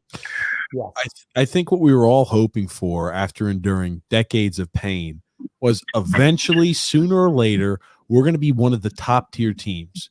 We're going to be one of the teams that everybody envies. We're going to be one of the teams where people say, I wish I could be the New York Islanders. I wish our team was as skilled as the Islanders. I wish our defense was as buttoned up as the Islanders. I wish our goaltending was as great as the Islanders. They say that about the goaltending, but none of the other stuff. And we're just not that. And it's just like, that's where I'm like, man, I want to still get to that point. So, yeah. Oof. Yeah, Brian. Any other thoughts you have there you want to share with us before you jump? I just really wish that fans can be loyal, and that's fantastic. But I think the best thing we could do collectively right now is just don't fill the arena, don't watch it on TV, don't buy the merch, and you just got to stick it out that way because we keep being loyal. It's not getting us anywhere. True. Absolutely. Thanks so much, Brian, for the call on. Thank you. Nice talking to you, Brian. Yeah, thanks, Brian. I'll say this. I don't blame him for any of those thoughts he's had. Not a one. I would lie to you if I told you I didn't at times for your periods feel like, man, I wish we could do it differently. Wouldn't you feel better, TJ, if the team was maybe not as good, but you had young talent that you're watching grow up and get better every year? Wouldn't that be, I mean, I consider that more, and something where you have something to look forward to. I want to have the possibility that we can be a team that can be envied. That's what I want. At least with the young guys that are talented, they have the possibility to grow into that. They have the possibility to grow in those fantastic, like Noah Dobson, for example. We knew what was there the entire time. Some fans didn't see it until it freaking hit them over the head like a hammer this year. They couldn't understand how defense and defensive pairings work and situational based defense work. They always just pointed the finger at Dobson. And a lot of fans did that the last few years. And it was never Noah Dobson. It was never his fault. Always the partner that he had. And we always brought that up, but people always looked at us with like 6 heads. But, it's here there. But it's like, I would rather have guys like that can grow into something successful than a whole bunch of guys who are exactly what they are. And it's like, okay, how much growth am I going to see from Brock Nelson? None. How much growth am I going to see from Kyle Palmieri? None. How much growth am I going to see from John Gabriel Pajot? None. How about Anders Lee? None. How about Matt Barzal at the age of 26 years old? Can I just say something? Man, you saw when there was a damn empty net and he had a chance. He out-hustled one of the fastest players on Florida to get that empty net goal because that's what he's good at. He didn't score it. He didn't score it. But why the hell did they put him out there when you're in the last minute? Why? He gave up. Think about it. He gave up the goal. He was on the ice and did not help for that goal that was given up in the last few seconds against Carolina. He's out there in the same scenario. Yep. Hey, you're live here with TJ and the Grumpy Old Man. Who do we have calling in? Oh, hold on a second. I screwed the pooch here. I have to fix this up here. But yeah, it's like, I want to be a team. The growth of the players on this team is not probably where we want it to be. It's like Matt Barzal, 26 years old. How much growth do you think he has left? Not much. I He should agree. be entering the prime of his career. Hey, you're live here with TJ and the Grumpy Old Man. Who do we have calling in? Emmanuel, how are you guys? Hey, Emmanuel, doing well. How about you? I'm doing all right. At least the boys won tonight. True. Let me ask you this. Are you happy with the Islanders right now? Happy? I mean, listen, if they cleaned it up a little bit, they can be all right. I'm happy that Barzal is one of our best players. He's younger. Dobson's one of our best players. He's younger. You got Romanov looks better than he did last year. Sorokin's still good. They do have a little bit of a younger team than they've had the last couple of years playing bigger roles, but happy, like, I'm going to watch every game, man. I was watching every game with Scott Gordon and with, Doug Waite. Mm-hmm. So to me, I'm not going to turn my back on the team. This is my entertainment. They've been with me since I was a 9-year-old kid, but you got to be at least a little bit happier that even though it's a slow transition, there is a little bit of a transition to the younger players, no? I'm not sure I really agree with that. So, like, I think there's the players were the younger, like when we got rid of Johnny Boychuk and Zdeno Chara and Andy Green, did we get younger? Yes, we did. But like when you look at the composition, and I was just kind of touching on this too a little earlier, but I'm like, you look at the player who has room for growth. Like on the first line, I don't think Anders Lee has any room for growth. I think 26-year-old Matt Barzal kind of is what he is. I don't think 28, 29-year-old Bo Horvat has much room for growth. I don't think Brock Nelson has room for growth. I don't think Palmieri has room for growth. I think 26-year-old Pierre Engvall kind of is what he is. I don't think that John Gabriel Pajot has room for growth. I think Holmstrom and Wahlstrom do. I don't think anybody on the fourth line, Cizikas, Clutterbuck, Martin, have room for growth when they're all healthy. And defensively, I think Pellick and Pulak are what they are. I think Dobson and Romanov have room for growth. The same thing with Bolduc, but Mayfield doesn't. And I think our goalies are what they are. So I don't think there's a lot of players that have room for growth that are on this roster. There's a lot of guys who have many years of NHL experience that are what they are, unfortunately, at this point. Yeah, but a lot of the players that you mentioned that are what they are, like Barzal is what he is. He's a pretty good player, man. Like Sorokin and Varlamov are what they are. They're pretty damn good players. Brock Nelson, I don't know how, but he's pretty damn good player. So, listen, I don't think this team is making the playoffs this year. Maybe they will. I don't know. They need to tighten up just to be able to be a playoff team. Like, not even a top 3 team in the division, but just to be a playoff team, they got to tighten up.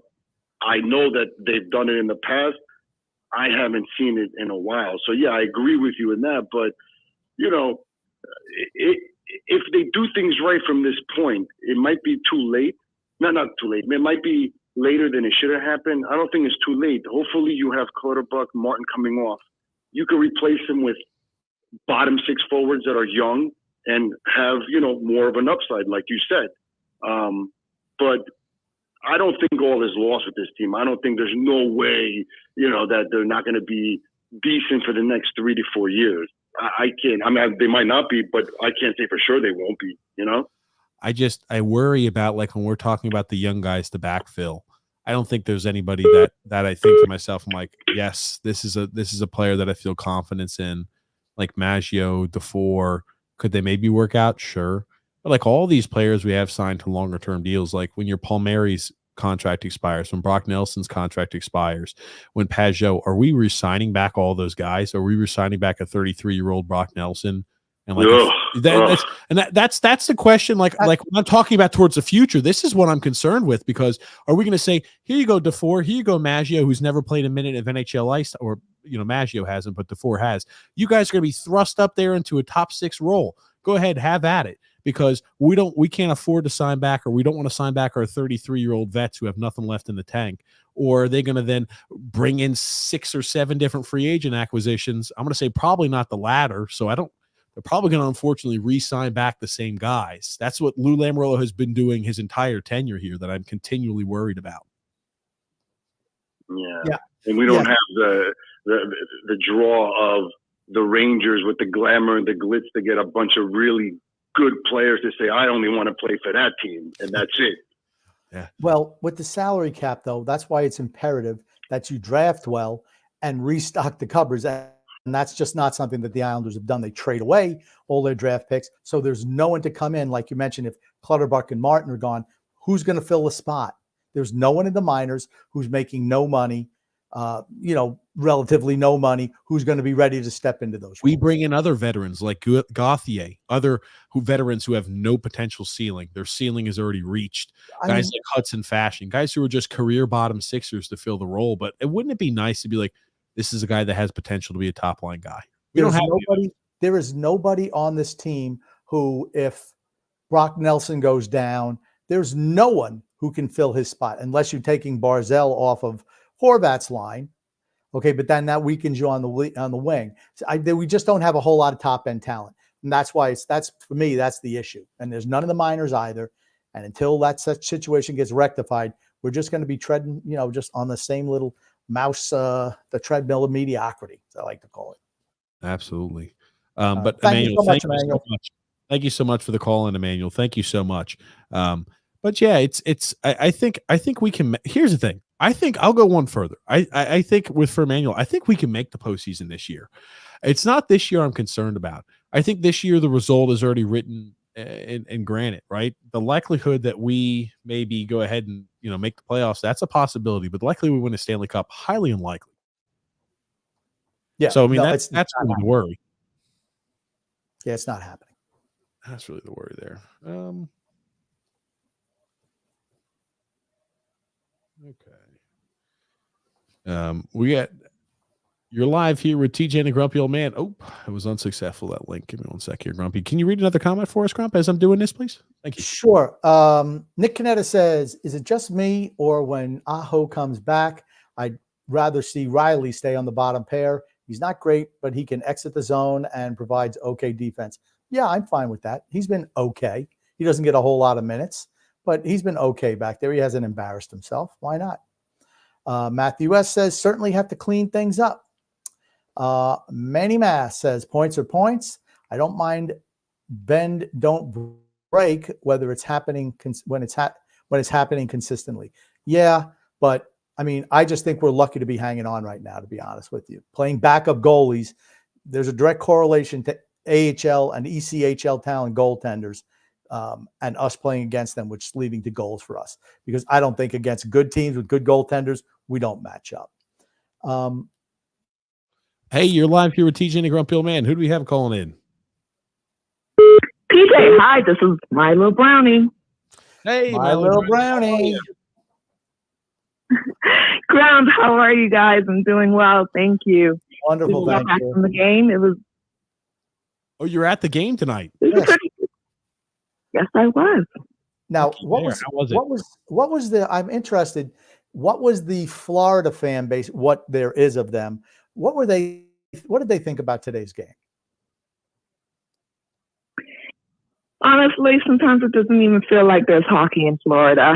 There was really no excitement coming from the Florida fans. Half of the crowd was Islander fans, and we practically was chanting, "Let's go Islanders" over "Let's go Panthers." So it was pretty much I figure it was an Islanders home game at Panthers Stadium. So that's how much it was. Oh, that's the way it is. That's the way it is down there. That's the way it is down there. Now, yeah, I mean, I was just talking to a lot of. I'm sorry. Go ahead, Grump. And I just wanted to ask: are you happy with the direction of the team? And what do you think about how we won tonight? Do you think it's sustainable? This is going to be hard to believe, but I am actually happy with the direction this team is going in. Okay. This team is filled with Jags. They are all average players, and they're winning. If this team was filled with Connor McDavid and Leon Draisaitl and giving up 40-plus shots a night, I would be truly pissed off. But they are average players, and they're actually doing well for average players. So, yes, I wish we all had better players, faster players, younger players. But what we have right now, the fact that they are winning, I'm happy with that. I like the mentality. It's like when you resist what is, that's when suffering begins. She's accepted the fact that the team's average and has no expectations for them but average and mediocrity. When they do well, she's excited. I wish I could be a fan like this, Grumpy. I do. I wish I could be happy like this. This is a good mindset to have. So is this like the 5 stages of grief or 7 stages? She's much further ahead than we are. She's in the acceptance level. She's already at the acceptance level, and we're still here at the denial level where it's like, this can't be happening. All right, I got to pull those up. Well, what is it? What is it, the 5 stages? 5 stages of grief. There it is, right there. Look at that. I just put 5 ST and it comes right up. Denial. We're at denial still. No, I don't think we're at denial. I think I'm in the anger stage. Okay, I'm in the anger stage as well. I agree. But you're right. My little brownie she just bypassed bargaining, depression, go right to acceptance. I'm not there. She's almost all the way through. Acceptance is the last one. I am stuck on anger. And I had anger in November. All of anger, frustration, just ripping my hair out. That was November. We're in December now. I know this team is, as you say, just average guys, Grumpy. So I've accepted when they win, they win. Great. When they lose, I move on to the next game. I like this mentality. I like this. You know what? She's much more mentally healthy than I am. That's all. Look at this. She's got a good grasp of what it should be. I mean, I'm jealous. I'm a little bit envious because even at my age, I'm still a child when it comes to stuff like that emotionally. And I'm glad that you're more enlightened than I am, my little brownie. Very, very glad for that. Thank you, Grumpy. I really appreciate that. No problem at all. No problem at all. So do you think we're going to make the playoffs though? Oh, if they keep playing like this and at least we keep getting 1 point per, loss, we'll squeak in. If we don't, all the best for next year. But yeah, I've accepted it. We're on the border and we will remain on the border until the very last game, till game 82. Fantastic. My LeBron, pleasure talking to you. I know you're ready for a big NFL schedule tomorrow. And we're going to talk about it in the Old Man Show. I know it. Thank you so much, my little brownie. Thank you guys. Have a great night. Have a great night. Thank you. Bye-bye. Oh man, I love her. I tell you, that's great. That's the best mentality to have. I wish I could have that. I'm jealous of her. I really am. Like I said, she's much more emotionally mature than I am. And then honestly, a lot of Islander fans. Yeah, I was about to say. Most of the Lamanites, the Lamanites are in the denial phase. Every single one of them. They're just one step behind us. We're in the anger phase. They're in denial. And we're looking at them saying, get to the anger stage. And my little brownie's like, guys, I'm already past anger. I'm already past bargaining. I'm here at acceptance. Come join us at acceptance. And that's where we need to be. Holy shit. Oh, man. I tell you. Is what it is. Yeah. But yes, phone lines are open there. I know we had a few people calling there, but yes, phone lines are open. We'll keep them open here for a little bit longer. We'll probably do max, I'm thinking today, 2-hour show. Somebody just called, but it didn't come through. I'm sorry. Try calling again, guys. The phone lines are open. But yes, we'll do, I think, max 2-hour show here today. Yeah, we just want to hear. We want to hear. I like that. I like that perspective from my little brownie. I like it. Did you read Gungun's comment, Grump? No, I didn't. Why don't you read that one? Then I'm going to read another comment that I ignored to say. Why don't you read that, Grumpy? I'm pulling up more calls. Okay. Okay. I'm going to go with David Sean McDonald. Says TJ, stop saying grump. Grumpy, it's because you keep watching fucking again, TV. Just stop saying grump. Just do your job. I'm gonna. You have enough. You have enough problem learning how to pick up a phone. Okay. You know what the problem is? You know what the problem I have.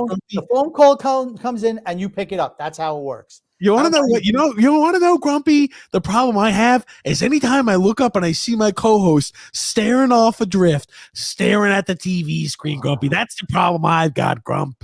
Do you think it's because no one wants to hear from you? No, it's because you're old. You can't focus on two things at once. That's the problem. But hey, I think we've got Mike Moisa. How are you, Mike? Oh. Hi guys. How are you, Mike? Are you are you happy with the team?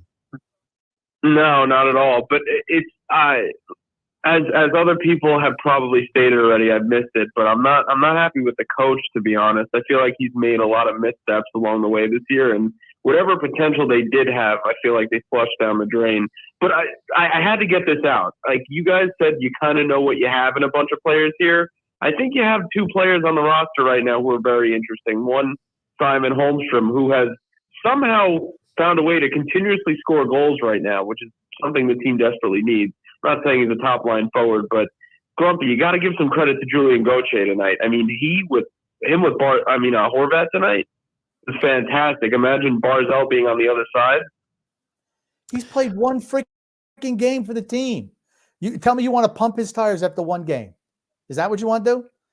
Well, I mean, that was the first game where he actually got a chance. It's like when you put Holmstrom on the top line, you know what I mean? And you're like, finally, you know what I mean? Got to show if they can actually play there.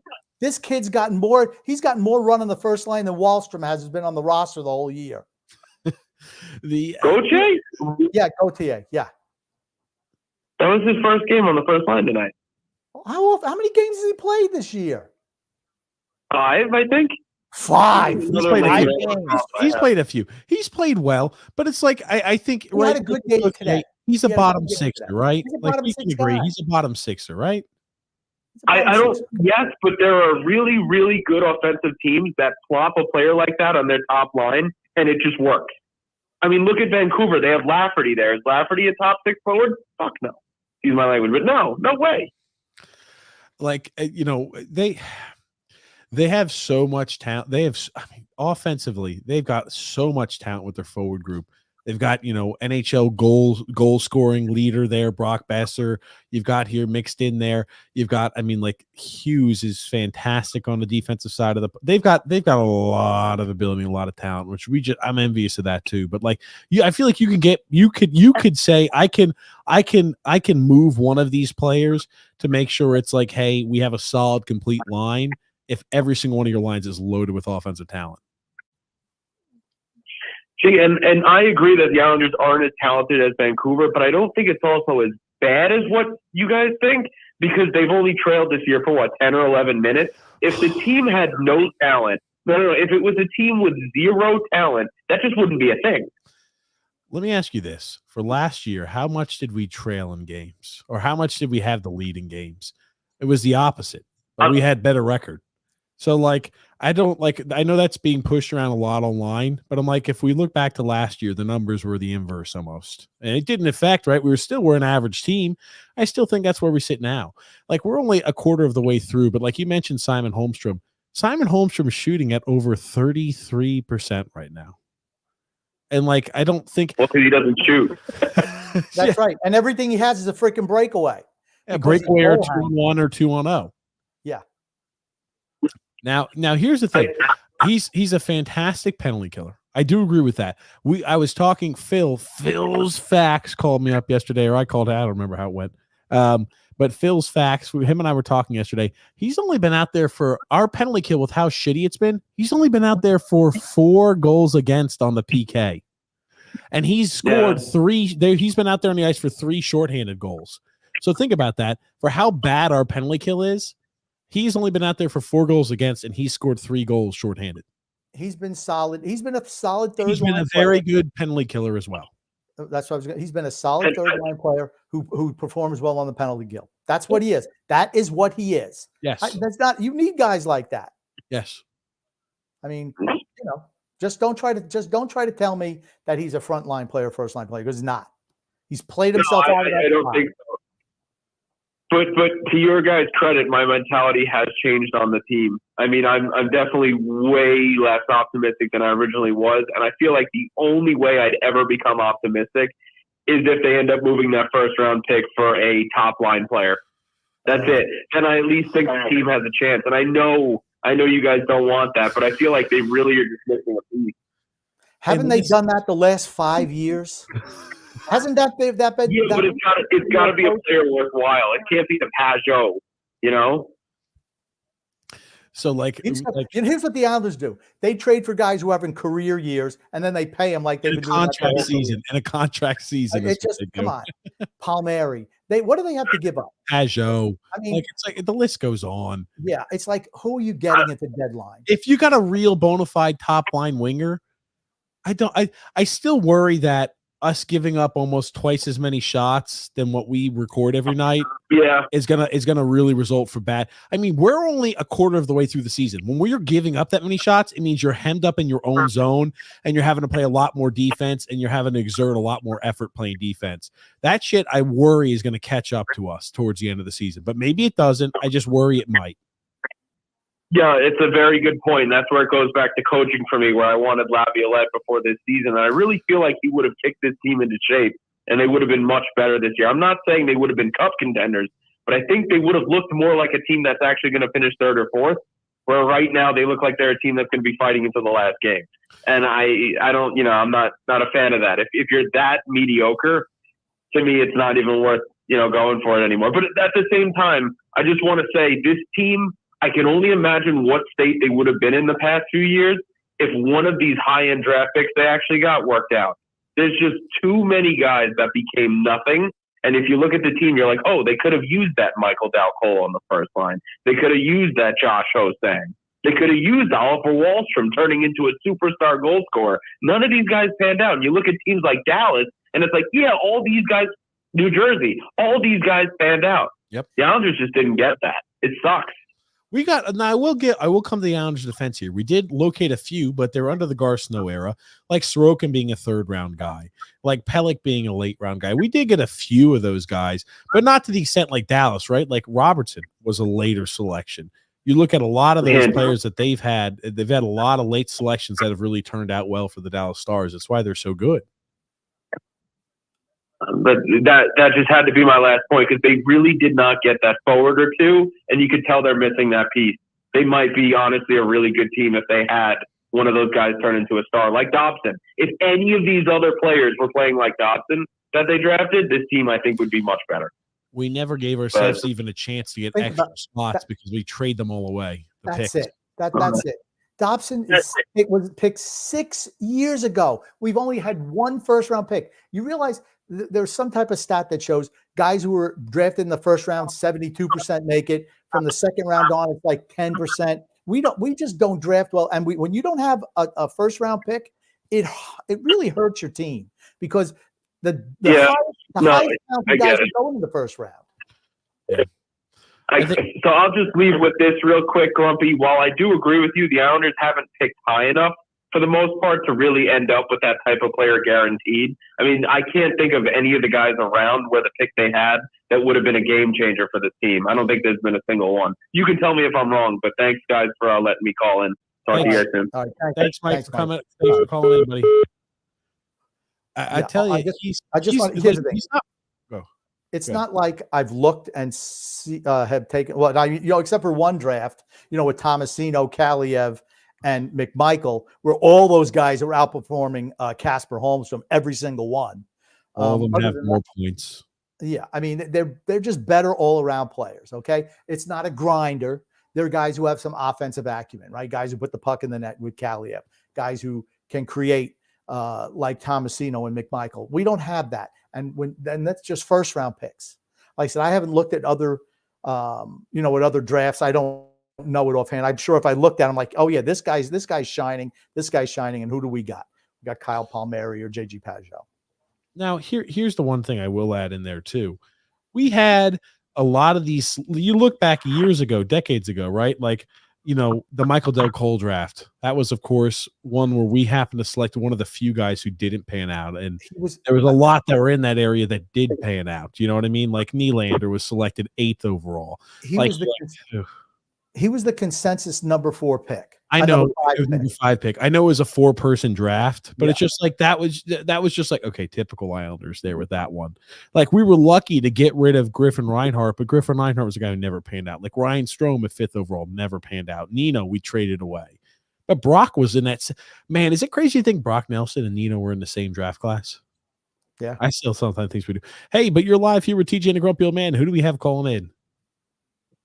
Hey, what's up, boys? It's the former mayor, aka Pony Boy. Oh, Pony Boy Curtis. Let me ask you, Pony Boy, are you happy with the Islanders right now? Am I happy with the Islanders? No, I would say I'm not happy with them. I am happy a little bit with as my little brownie mentioned. Like here's the thing, boys. Is multiple things can be true at the same time, right? Like. You know what I mean? Has Lou Lamoriello put a good product on the ice and do we have a good casting crew? No, but you know what I mean? Are they giving it their all out there most nights? I would say for the most part, most of the guys are. I would say the ones that are in question, really. I mean, I would say Bo Horvat mainly is somebody that I question his ethic at this point. I mean, he had the most Josh Bailey-ish scene the other night where he had a wide open shot and, right in the slot and he just passes it right over the Pellick at this awkward angle. Just really horrible stuff from Bo Horvat. Not impressed with his performance so far, but I'd say most of the guys on the team though, you know what I mean? They're working for it, and so am I happy with the team? Yes and no. I would say mostly no, because, it's just the same cast and crew for years.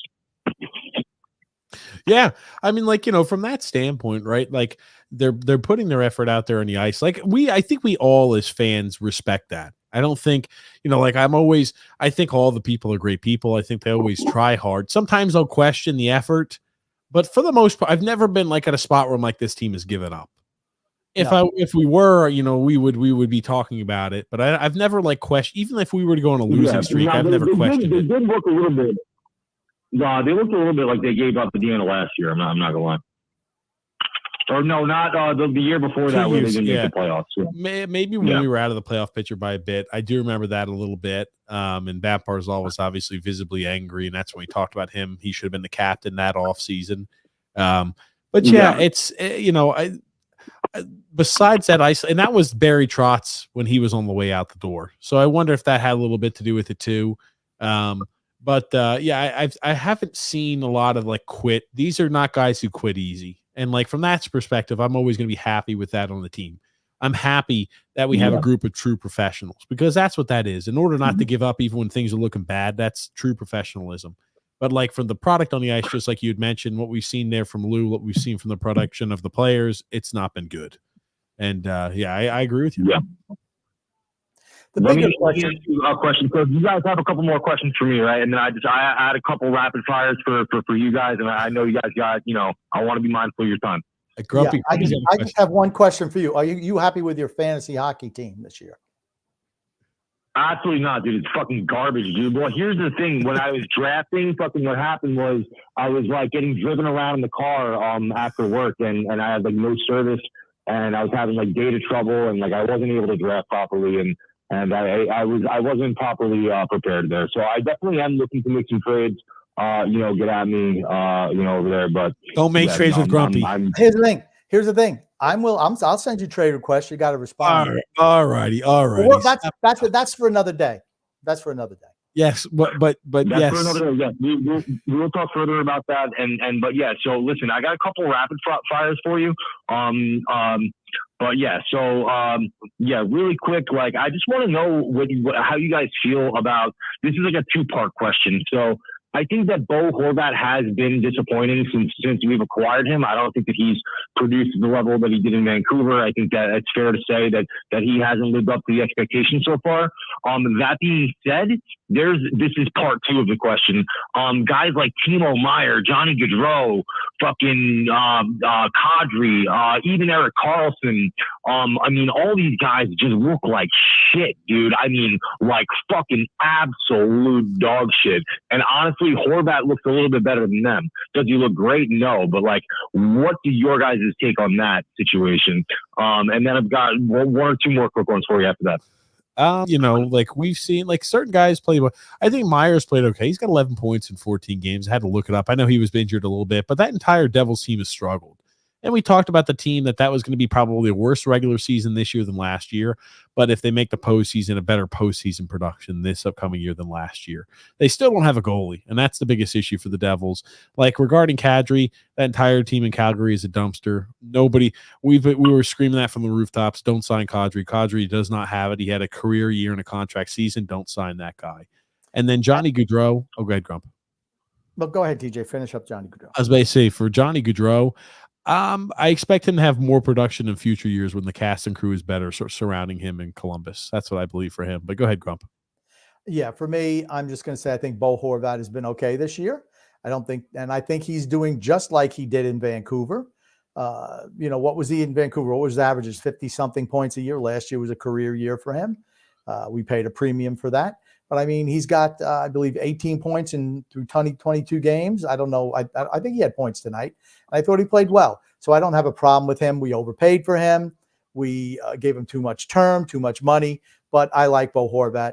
And as it goes for Johnny Gaudreau, I'm a little bit disappointed. It hasn't worked out in Columbus. Columbus is a dumpster fire. And then Kadri was somebody we absolutely did not want. Another guy coming off a career year when he was played for Colorado when they won the Stanley Cup. So, yeah. And you said you had a couple other questions. Give them to me both right away. Yeah, absolutely. Yeah, no, I think that we lucked out with Bo Horvat in comparison to those other few players. I throw those other guys in the mix because these are guys that were like free agents around the same time. That there was speculation, regarding, and I think that in terms of what we ended up with, we probably ended up with the best one, even though he's still not that great. But next question is, what would you guys grade Lambert for his lineup decisions so far throughout the 23 games? And then do you also think that the wins against Carolina and Florida make up for the loss to New Jersey in any kind of way? Thanks so much there, Pony Boy, for the call in. Okay, we'll answer those two questions here. Thank you, Pony Boy. So first question. Thank you. Thank you. Grumpy, first question is, do you think the wins against Carolina and the Florida Panthers, does that make up for the poor performances that we've had there, like against the loss against the Devils, etc.?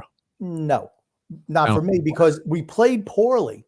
And we just, we're lucky that we got ECHL caliber goalies. I'd feel better if we were playing better. I'd be happier if we lost, but we played better than if Yes. we win playing like shit. Right, because what does it tell you? Yeah, okay, we lost the game, but you know what? This team is getting better. We're playing better week after week, and this way, you're going to parlay that into more points later in the season. This is not sustainable. Playing really poorly, giving up 45, 50 shots a game, and winning is not sustainable. I'm not saying we can't turn it around, but usually it takes a while to turn it around. The next question was, what do we grade Lambert's lineup decision so far this season? I think it's like a C minus. I'm not going to go that far. I'm going to give him a B. I'm going to give him a B. There's only so many moves he can make. Yes, he wanted to force feed Simon Holmstrom on the first line. He learned. Okay, you got to give guys some time.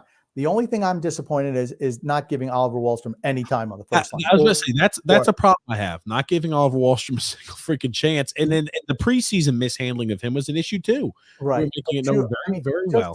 Today, for example, Barzal's not playing, and Wahlstrom is playing still down on the third line. And you put Julian Gauthier, who's been a healthy scratch forever, and he gets put on the first line. No. I'm sorry, that's just wrong. But other than that, what else could he do? He realized he had to put Dobson with Pelech. He tried to put Pulak with Romanov, but I think that was a good decision. Putting Dobson with Pelech was a great Like, as critical we are of bad moves, he was the first coach smart enough to do that. Barry was never smart enough to do that. He wanted to keep Pelech and Pulak together, couldn't separate them. I know our defenses look shambolic. I think our system is really shitty. We do not run the same system to the same ability we did under Trotz, but I like that line combination better than the Trotz combination for defensive pairings. I mean, and Pulak is freaking -7. You want to know why? Because he plays with freaking Romanov. Romanov blows. He is absolutely miserable. And you see Pulak doing the same things that Dobson did last year, trying to cover for an out of position Romanov. And Pulak gets caught looking with his pants down. I mean, like I said, I sent TJ a little clip of Romanov today, just doing Romanov things that wound up having given a power play to Florida because he was not in position. And just I mean, that's just what Romanov is. That's just what he is. I don't know if you could flash that up or anything, TJ. I'll pull it up. Just finish your point. I'll try to post this real quick and pull it up, right, bud? Yeah. But I mean, see, that is my issue with Romanov, and it always has been. Okay, he body checks, he blocks shots, but man, he doesn't play defense. He just doesn't play defense. He stands around a lot. He's just out of position all the time. Trying to make a bit, sacrificing defensive structure to go run someone or to pinch when he's the last guy you want pinching up because he has no offensive ability at all. That's not what you want. Or trying to lay a big body check, in center ice, missing a guy and they walk in 2-on-1 and get scored on. He makes those mistakes over and over and over again. So you have a 3-on-2 coming the other direction right here. Look, we got 3 Florida Panthers. We see Dobson. We see Romanov. What the hell is Romanov doing here? Oh, well, hold on a second. Do you see this real quick? What happens here, you think, Grumpy? When you got a Florida Panther guy skating and he gets tripped up. What do you think happens here? Talking about those interference calls that don't get called. No penalty there. Horvat trips him. Holy shit. Okay. That wasn't called. Why is Romanov? Look at him. Watch what he's doing here. He goes in and he effectively takes out Dobson. I'm like, what the hell are you doing? You may say, oh, well, they've got 2 forwards putting zone pressure. Well, why shouldn't we cover the 2 coming in? Here's the thing. You still stay in your zone and in your area, because what happens if one of these guys coming off the bench catches speed and your defensemen are both caught fucking around in the corner? Excuse my French. Engvall did get a penalty on that play. Engvall's the guy who tripped him up. So he did get a penalty. Okay, gotcha. I saw that. I said, I don't remember if there was a penalty or not for that, but I was like, oh my God. I said, guy was skating and then he goes down. I'm like, I assume that was a tripping call. But it's like, okay, God forbid if there's a guy who's coming and trailing off the bench and streaking in here, and they've got another defenseman that can put zone pressure on. Our defensemen are almost holding hands at the blue line. Dobson. It's not like they're in the middle. They're on one side of the ice holding hands. Dobson is structurally where he's supposed to be. Romanov is just all over the freaking place. Holy It's shit. just like, what the hell are you doing? He's awful. He is miserable. He's one of the worst defensemen on this team. I hope he can grow, but he just never does. Yeah. He could have picked up the guy in center ice and let Dobson pick up the other guy. Instead, he skates practically on top of Dobson. It's like, dude, you're nullifying whatever strength and advantage you might have. Terrible. Sorokin is their best player this year. I think he's a top 3 goalie in the league. But this year, Varlamov has better numbers so far. Is Phil Varlamov, right about Sorokin? No, Phil's wrong all the time. He's always wrong. But I always say Phil's batting 1,000. He's wrong every single time. He did tell me that our boy Simon Holmstrom was going to win the Cy Young for just scoring 20 goals and having no assists. Cy Young? That's a baseball trophy. I know he keeps calling it the Cy Young though. Oh. I don't know. That's what I guess he's toting around out there. Yep. Andre M says here, Holmstrom fits perfectly on the third line. Yeah. That's it. No problem with that. You'd hope for more out of a first-round draft pick, but he is what he is. So he could be there for the next 15 years on third line. Joseph C said teams are carrying 3 goalies, and the Carolina Hurricanes can't find 2 guys to be in a netminder. Yeah, true. Goon says, TJ, you're dressed in a very handsome manner tonight. You sexy bastard. Thank you, Goon. Much appreciated. Much appreciated. Did we read this one from Freedom Fund Adventure, Grump? Nope. I'm waiting for the Islanders to fall off. Good amount of talent on the Islanders, but good amount of guys who are bleh. We all know the transition needs to happen, but Lou won't and can't do it. True. Joseph C said, Jonathan Quick has better numbers than Igor Shesterkin. He's not a better goalie. Same thing with Sorokin and Varlamov. Yeah, Quick gets the second half of back-to-backs against lesser teams.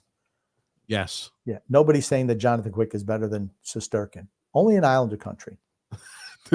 Do we have the Lamanites saying that Sorokin was sensational tonight? Sorokin was sensational tonight again. Varlamov was great this year. He's been great. Right. Varlamov was great against Carolina the other night. Absolutely was. Mm-hmm. Goon Grump. Tonight is supposed to be the rock and roll group Kiss's last ever concert. Grumpy, can you wax poetic about them and even sing us the chorus of Rock and Roll All Night? Or is it too much to ask? It's too much at after 12 o'clock. But I was never a big Kiss fan. I just never was. Never was. Roma says here, Holmstrom's on pace for 26 goals this season. Any thoughts? My thoughts here are this. I think he's done a good job in his role on the third liner. He's a good penalty killer, and he's shooting 33+%. So I don't think he's going to continue to shoot. There's never been a player in the history of the NHL that's played 82 of the games or over 60 games that shot over 30%. Not going to happen. Here's my prediction. He's not going to score 20 goals, and he'll actually have a couple of assists by the end of the year. Manny Mass says Holmstrom is a bottom 6 forward, but a really good bottom 6 forward. I agree. Yep. I think he's benefited playing with Pajot, and that's what he is. He's a bottom 6 guy. He's a third line guy. No problem with that at all. Just don't think he's better than that because he's not. Too many shots against. True. Manny Mass says Holmstrom has earned more than Wally. He's been given a lot more chances than Wallstrom. I think he's been given I think he's given substantially more of a chance than Wallstrom has. Absolutely. And that's, I think, if you were to flip positions and given Wallstrom every chance and opportunity and Holmstrom would be getting a chance every once in a while, would it be the same result? I don't know. And that's the thing. I don't know. We're wrapping it up, Grumpy. I know you're tired here. We'll wrap it up. Raw2 stinks. Marque says it's a good trade. Raw2, by the by, is playing in the A, right? Vancouver's a much better team than we are. Not even close. They pummeled us. Did they beat us when we were in Vancouver, right? I'm thinking. Yeah. Did they dominate us or was it a close game? They won in overtime. Okay. Is that the one where Demko played like shit? Yes. Okay, gotcha. Atu Ratu in the AHL has 13 points in 19 games. Mind you, he's just turned 21 years old. I wouldn't say that he sucks or he stinks. I'd say that the jury's still out on him. I'd say this. The guy that was selected with the pick that the Islanders traded away in that Bo Horvat deal has scored the most goals for a defenseman in the Swedish Hockey League, the Swedish Elite League this season. So, I don't know. That's That's why you give up those big price tags. You potentially lose out on good players. True. Rogan does. Okay, let me see here. Holmstrom last season had 50 games and 9 points. You look at this. Yippee IO says Holmstrom's destroying your whole shit. How do you figure? I don't understand. He's a third line player. He's a third line player. That's what he is. You would have to go ahead and jump on or maybe articulate what he was thinking with that because it doesn't make much sense to me. I think, Casper is a perfect third line player, says Sean McDonald. Yep. That's what he is. He's not a first liner, like I've said. He's not a first liner. Drew says here, if Wallstrom was on the first power play unit in the Ovechkin spot, playing alongside Barzal and Horvat, Wally would have at least 15-plus points right now. The mismanagement of him is insanity, just like Rasmus Sandin for Toronto. True. Yep. He's got probably the quickest release on the team, maybe except for Barzal. Quickest release on the team. I like this. Joseph C. said, good goaltending is the perfect deodorizer. Very true. No, Very man. true. Yeah, absolutely there. I told you guys 3 years ago, Wally is Bellows 2.0. He'll be playing in Europe. Okay, gotcha. Well, here we go. I think we'll be done. Destroyed your whole bullshit. I don't think he understands. How do you figure? I don't understand. Here's the thing. I think he sucks. Okay. Here's the thing. If you're counting on him to be anything more than what he is, that's on you, not on me. He's turned himself into a good third line winger. That's what he's done. He's a penalty. He's Michael Grabner. Those guys are a dime a freaking dozen. I don't remember a fan base, just relentlessly clapping and celebrating Michael Grabner or Mikhail Grabovski or guys like that. That's what you're looking at in this. That's what he is. Yeah. There you go. Michael Grabner. Woo! I remember them tweeting about how great Michael Grabner was when he was shooting a 30%. Yeah. Breakaways on every single penalty kill. Seems like he had a breakaway. Rick Romagrump. Engvall on pace for 45 points, which would be a career high. Could he get to 50? No. And guess what? He won't even get to 45. He's another bottom six guy masquerading as a second liner. That's what he is. This is true. This will be the last comment we end on. Rick Roman says Phil will be unbearable soon. No, he won't. He's gonna be off of Twitter come May.